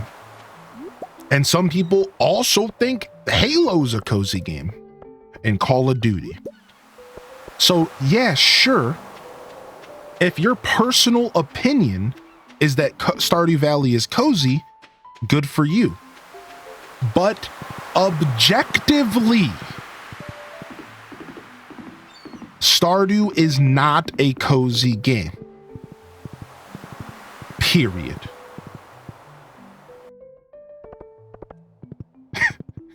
Don't at me. My mind is firm on this subject. Objectively, Stardew is far from a cozy game. Period. Call of Duty's low-key cozy with the HD textures. That's my take on it. That's my take. We've had this talk a lot in the chat. It's riled up a couple conversations here and there.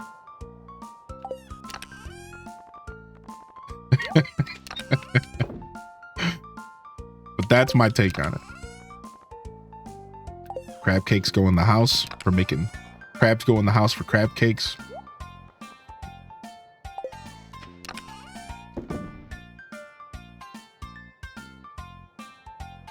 Part of my deep dive about the random truck driver that doesn't even have a name.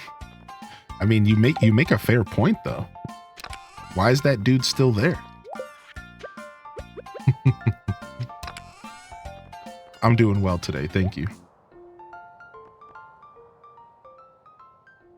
What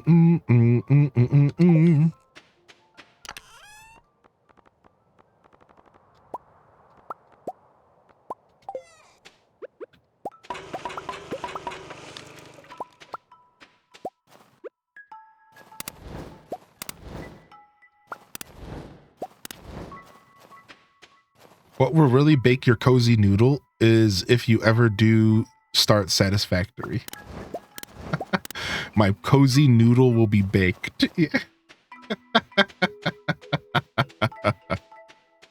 I like that. No, the only reason I even made this take is because in the past we had a conversation and I had a little bit of resistance from Stardew Valley fans that the game was in fact a cozy experience. And the conclusion we came to was that it can be cozy for some people, but that doesn't mean it deserves the tag cozy. I think it's misleading. That's what we're really talking about. You guys might be talking about something else, and that's fine. But what really the conversation comes down to is fundamentally when somebody goes to search Stardew Valley and it comes up with a bunch of information about a cozy experience, live your life as a farmer. That's not actually accurate to the gameplay. That is wrong.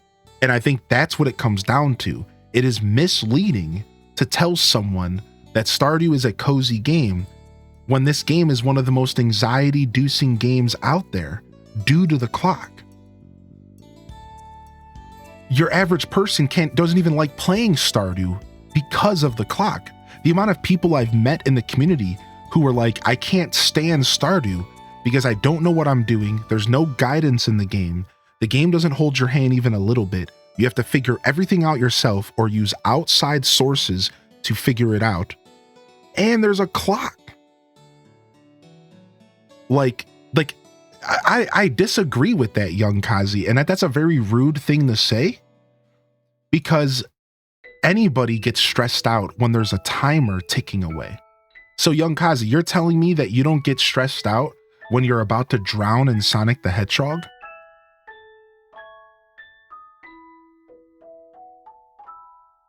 Yeah, no, there's a lot of different people out there. And when you're dealing with time management, that's stressful for a lot of people. It doesn't have anything to do with them needing deeper help. I think that was a very rude and off-putting comment to make. And I'm calling it out. There's nothing to do with that. It's about the idea of being put in a position where you have no guidance whatsoever. You have zero guidance. A lot of people stress themselves out. All of a sudden they're looking at the clock. They're like, what do I do next? Do I go to the mines? Do I go to the fields? Do I go to the farms? And then all of a sudden it's 2 p.m. in the game. And then it's 4 p.m. in the game. And then it's 6 p.m. in the game. And you haven't accomplished anything. That is a stressful, inducing experience for a lot of people. So for you to be like they need deeper help, I wouldn't double down on your comment. I would say sorry, because your comment was ignorant. Otherwise, stop talking in my chat. Because you're doubling down and it's not working out for you, bud. You're looking real ignorant right now. You learn the ropes. Stardew Wiki, easy. You're really looking bad right now. I would really take a look at your last 4 messages and I would really question yourself here. Take a deep breath and decide if you want to keep typing in my chat. Because my itchy finger is ready to ban your ass. I'm itching, baby. It's right here. He's coming for you. Don't double down in my chat. Up, there it is. He's doubling down. There it is. Give me one more. Give me one more message so that I have the honor of ban. Boom, done. See you later. Adios. I didn't like your energy anyways. Did not like your energy anyways. Bad, exactly. Adios.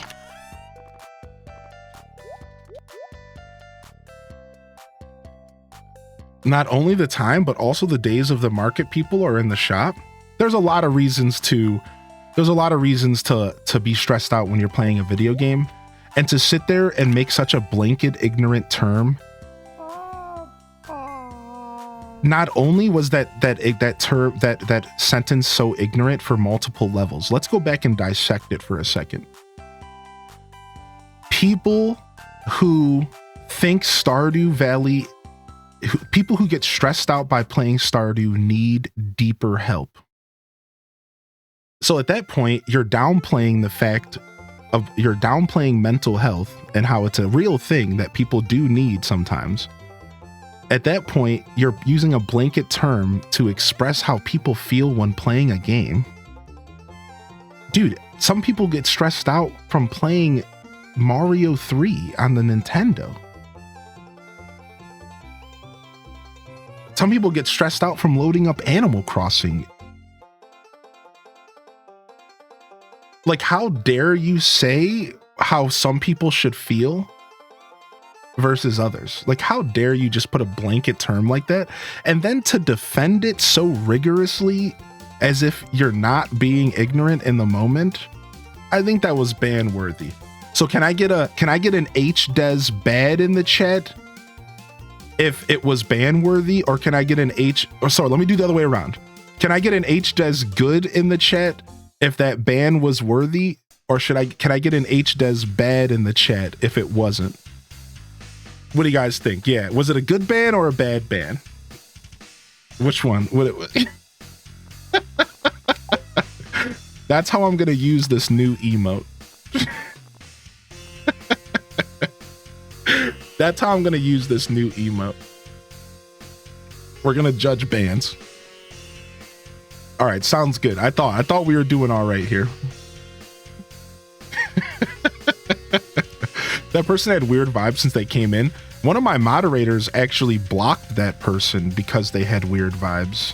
So they were towing the line, let's be real. They were towing the line. What's up, old iced coffee? Insert good emote here. The whole deeper health thing was just cheap.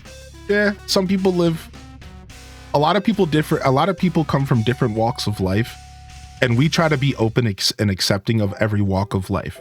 Even those edgelords, cringe lords, and people who are just so full of themselves that they have to share every opinion in their brain, even the ones that really shouldn't be shared.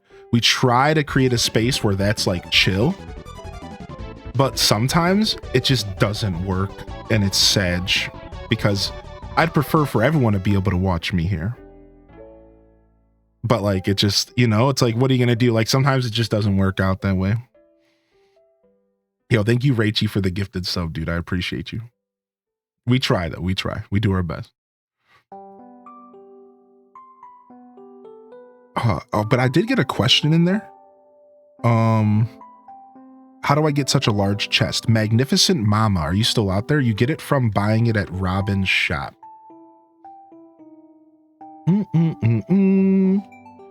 At the end, he was expressing his opinion and you banned him for it. The whole situation could have gone in a different way. And I do agree with you. It could have gone in a different way, but it didn't. Instead, it went in the direction that felt best for my community. And I hope that you would respect and understand that. I can tell you right now that I have banned legitimately maybe 30 people in 5 years of streaming. That's it. Like, we're not talking about like bots, links, maybe 30 people in 5 years. So I hope, Stinky Cheese Man, that you, of all people that have been around for a long time, that can respect and understand that when somebody gets banned out of my chat, it's because I'm doing it for the greater good of my community as a whole. And I have to protect my whole community versus just one individual who clearly wants to be an edgelord. There's ways to go about sharing your opinion in life. So let me give you an example of how I would have shared that same opinion. Instead of pulling the mental health rug from under everybody's feet, why didn't you say this? I'll say his exact sentence the way that I would have did it. Hey, listen, man, I think if you're getting stressed out with Stardew Valley, you might want to consider playing a different game, because not every game is for every person. And if you truly find yourself being stressed out, by playing a game like Stardew, it might just be that the game isn't for you as an individual, and you might just want to move on and play a different game. Let me go back to the way it was worded before. If you have a problem playing Stardew, I think you need more help, bro. You need deeper help, bro. So you see, it's okay for you to share your opinion. It's not okay for you to be an obvious prick. And then when you get called out on that, and you double down and then triple down, I mean, let's be honest here. Let's not turn this into an intellectually dishonest conversation. He was being a jerk purposefully, edgelord, using harsh words to say something that you could have said a different way. So, therefore, again, and I know I don't need to defend myself, and I don't need to justify, and I appreciate that, Blondie. But I want to make it clear that I thought about that. And while I do regret kind of being a little jerkish to him and kind of like playing with him and having a little fun, I always regret when I do that because I don't really have the heart to like call people out. Every once in a while, when you do this 6 days a week, you get a little frustrated and you see a comment that makes you feel some type of way, and then you share your opinion. As a guy whose job is to shut his mouth 80% of the time to make sure that I don't yuck most people's yum, every once in a while, dude, even I get a little frustrated. And I see this comment in the chat that's making it sound like people who get stressed out in Stardew are lesser of value, as if you get stressed in Stardew and all of a sudden you have a mental health issue. That's a weird and icky comment, and it bothered me a lot. And I wanted to say something about it. So yeah, sure, I could have handled the situation better, but he could have as well, by not opening his mouth with a terribly unnecessary opinion. And if you do decide to do that, and you do decide to share that icky opinion, don't double down on it. Just accept the slap on the wrist, laugh about it, and move on. That's all I was doing. I was joking with him and I was like, okay, chill, homie, you're done. You see what I mean? So like, at what point am I in the position where I'm making the proper decision for my community? Even if I admit I did get a little bit irritated with him. And as a man who's full of patience, sometimes your patience gets tested. So I appreciate you actually saying this, Stinky Cheese Man, because I want everyone to know that I do my best to run a good ship here. And if you ever feel like I treat somebody unfairly, tell me, because I'm open to criticism and I'm open to feedback, and I will gladly explain and justify myself if that's what it means to have an open and honest dialogue about the ship that I run here on Twitch. Fine, sure, I'll stop my show and talk about it for 5 minutes. Whatever, man. If that's what it takes for people to be comfortable in my show and for people to respect my decisions as a creator, because I want this space to be clean for all of us, not just for me, for all of us.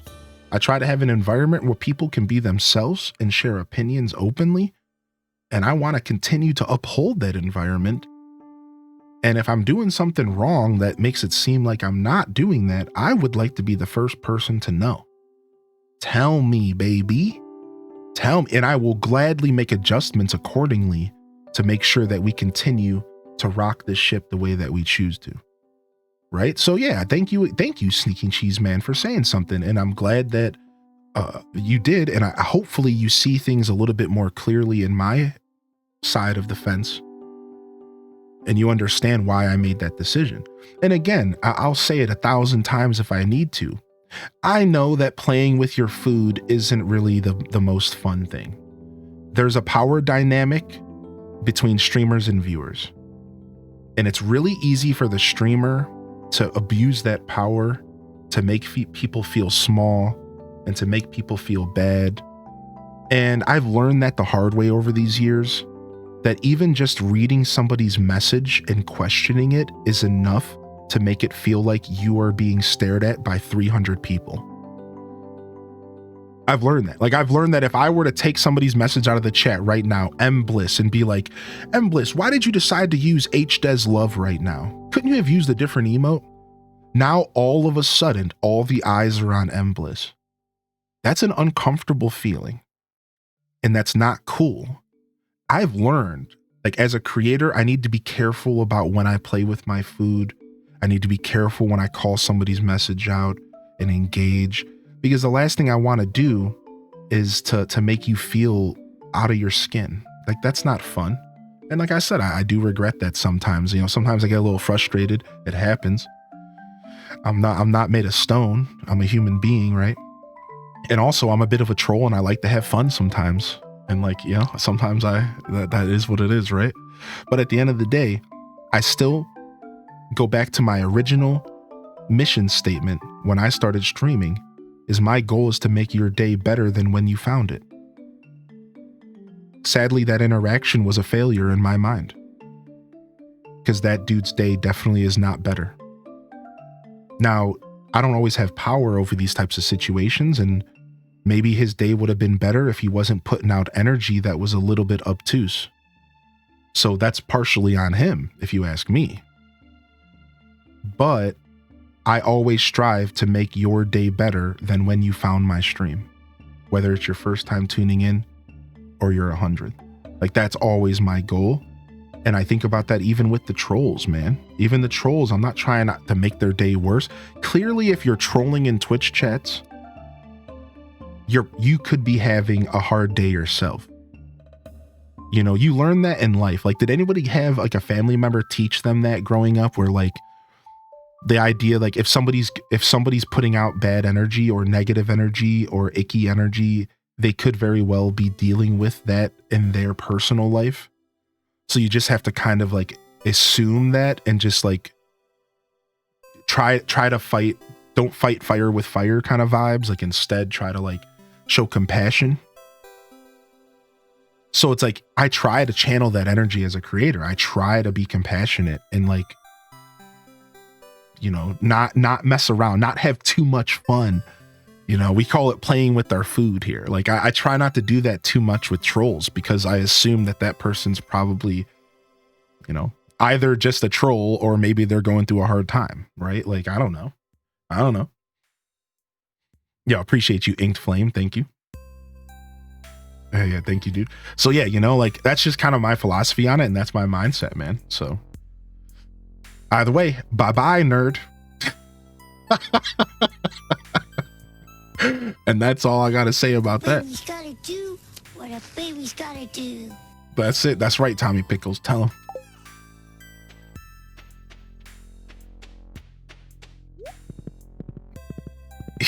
Smell you later. Sorry, man. Whatever, dude.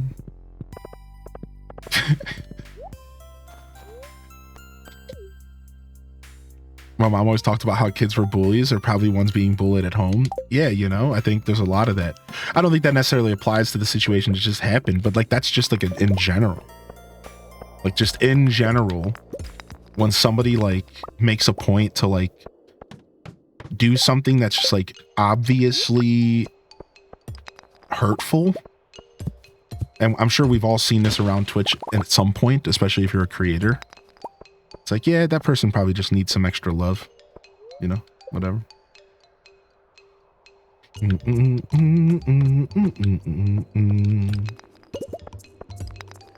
But there's always the chaos factor. I do believe strongly that there's always just at least one person out there that's just chaotic and a little crazy and just likes to like shake the boat. You know, I think there's always a chance that they could just be a meanie, you know, like they could just be chaotic. Like, I don't know, there's got to be some sort of villain out there that represents this. Because like, even Joker was like hurt, right? I'm thinking Joker comes to mind, but like, wasn't Joker actually hurt at some point too? Like, Isn't his villain story from Hurt, or is he just actually insane? I don't remember. It's been a while. Yeah, Joker. I'm glad you brought that up. I was thinking of Joker the whole time. Joker theory. Dude, good to see you, Sam. I saw you pop in earlier. I didn't get a chance to say hi to you. We're just doing like, I'm kind of tired today, so we're just kind of doing lo-fi, and I think I've been missing a couple messages coming in here and there. Good morning to you, Jessica, by the way. I think it's unfair that you come down here slaughtering these monsters in the mines when they obviously just want to hug you.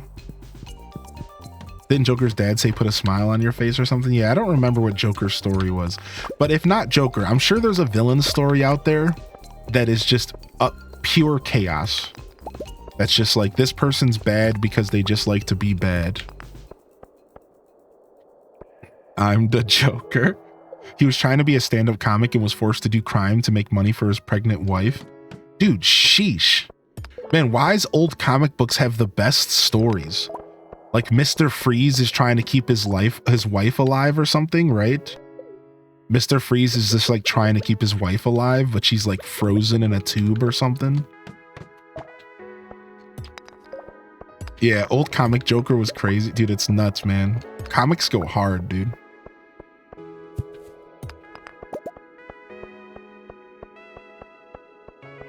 Yo, good to see you, Perpetrator. What's up, Ryan? You punk. Peaches Danny, welcome in.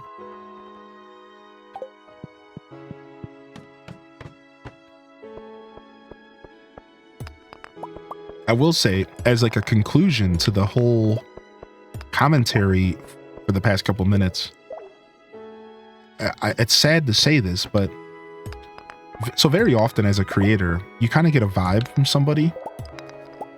And like, the more I stream, the more I realize that I should never question my gut about an individual and how they interact with Twitch chat. It's so funny, man. Like I said, like that specific individual was actually blocked by a moderator because they didn't like interactions with him, but we didn't feel like that person needed to be banned. They were just a bit of an obtuse person.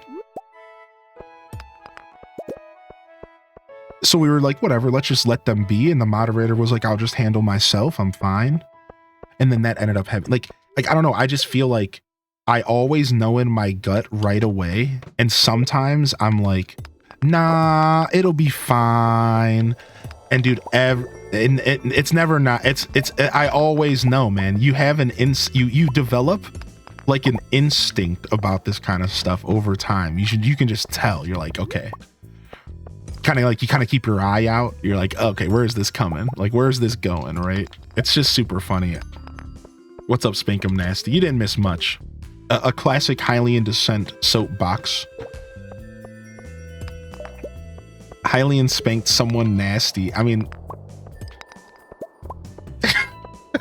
shut up, dude. You guys are too much, man.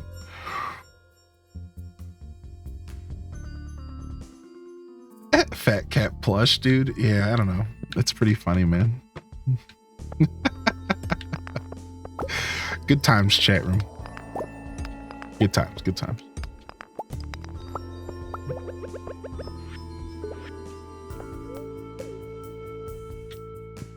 That's pretty funny. That got me laughing pretty hard, actually. Do-do-do-do, do-do-do-do.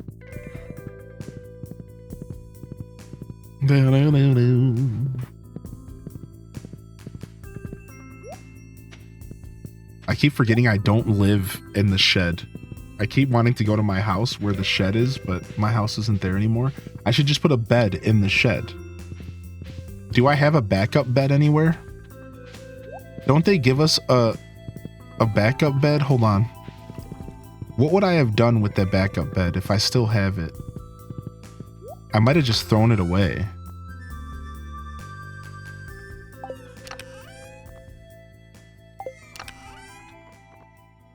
Dang, I might have.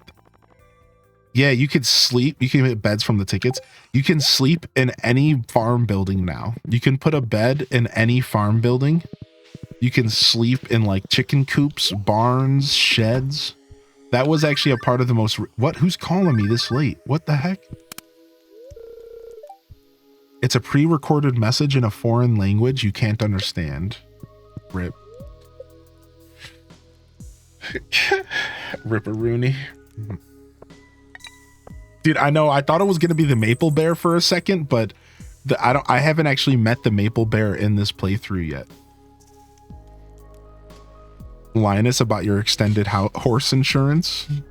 I wasn't raised in a barn, but I sure as hell will sleep in one. The valley's not safe from spam calls. I swear, don't one of the calls talk about extended warranty? Am I crazy? I might be thinking of a different game.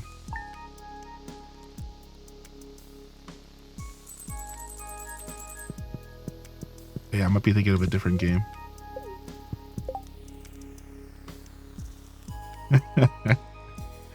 This chat's too much, dude. All right, I'm gonna go take a nap, chat. I'll be back tonight. I know we're ending a little early today, but I'm tired. I'll be back later. We're gonna do a raid if you guys want to raid. We'll do some Animal Crossing tonight. I'm gonna go take a nap. I was up pretty late last night. I kept waking up. Kept waking up. Eventually stayed up and played Pokemon because the new event dropped at 1 in the morning.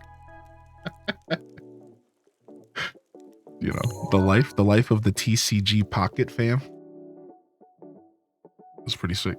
All right, I'll catch y'all later. I'll be back in a couple hours for some Animal Crossing. So, and then I do have tomorrow scheduled off. So I wasn't intending to end early today. I was going to go as hard as I could today, but circumstances have changed. So I don't know if I'm going to take tomorrow off. I don't know if I'm still going to commit to it or not. So I'll let y'all know tonight, or I'll make a post in the Discord if I change my mind. So if I don't see you here tonight, I might not see you until Sunday, which is a little bittersweet. I hope y'all have a great weekend if I don't see you Saturday. We'll be back Sunday for the first day of 12 games of Christmas. It's going to be a pretty chill one. It's going to be a pretty chill morning on Sunday. And then we'll probably do some variety in the afternoon. So thank you, Frigid Phoenix, for 27, baby. Have a great nap. Just got up myself. Much love, and although I slept through it, thank you for stream. That's okay, man. No, it's Friday, the day after Thanksgiving. At 8 a.m. in the morning is just not what most of us are doing, unless we got to go to work. You know? Thank you, Shadow. Regardless, I'll see y'all around this weekend, all right? And again, I'll be back tonight. My next stream starts in 4.5 hours. So you got a 4-hour break to go get some food and freshen up. I don't want y'all being stanky in my chat tonight, all right? So you better freshen up. I'll see y'all later. Let's go ahead and raid. I know I'll need to shower. Be ready for the stank. I didn't shower this morning, so I'm rank. I'm ready for a nap and then a shower and some food.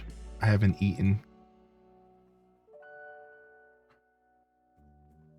All right, let's go drop off a raid to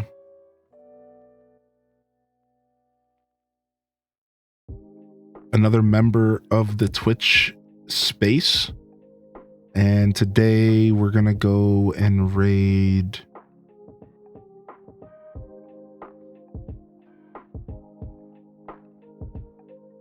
Dang, we got choices today. Let's go raid somebody I don't think we've ever raided before. Their name is Mosh, and they've been watching my Twitch stream for like a little while now. And they're doing a Just Chatting Black Friday stream. If y'all need some coworker vibes, this might be the place to get it.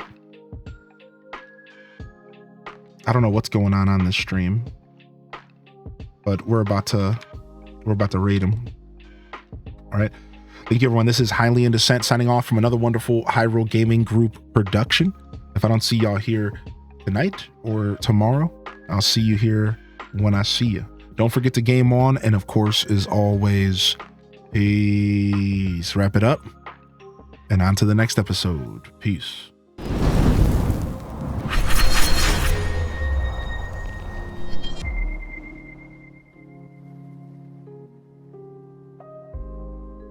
Thank you, Zyther. Thank you, Frigid. Appreciate the buzzer beater, dude. Thank you, Triple P. Thank you, Prismatic Phantom. Thank you, Of Stars and Art. Petite Lapine. Raina B. Anybody else I missed out there, y'all? Yo, we got some raid messages for you. Here you guys go. Dude, would Twitch stop lagging? Here's raid message number 1. Here's raid message number 3 for the non-subs. All right, y'all. Love y'all and appreciate y'all. Honored to be a part of your daily routines. Thankful for each and every one of y'all. I believe in each and every one of y'all. Get out there and slay. Make the best of your day, all right? Thank you so much for believing in me, chat. I really do mean that. Thank you for believing in me. I'm gonna go jam out to some Sasquatch. See y'all later. Peace.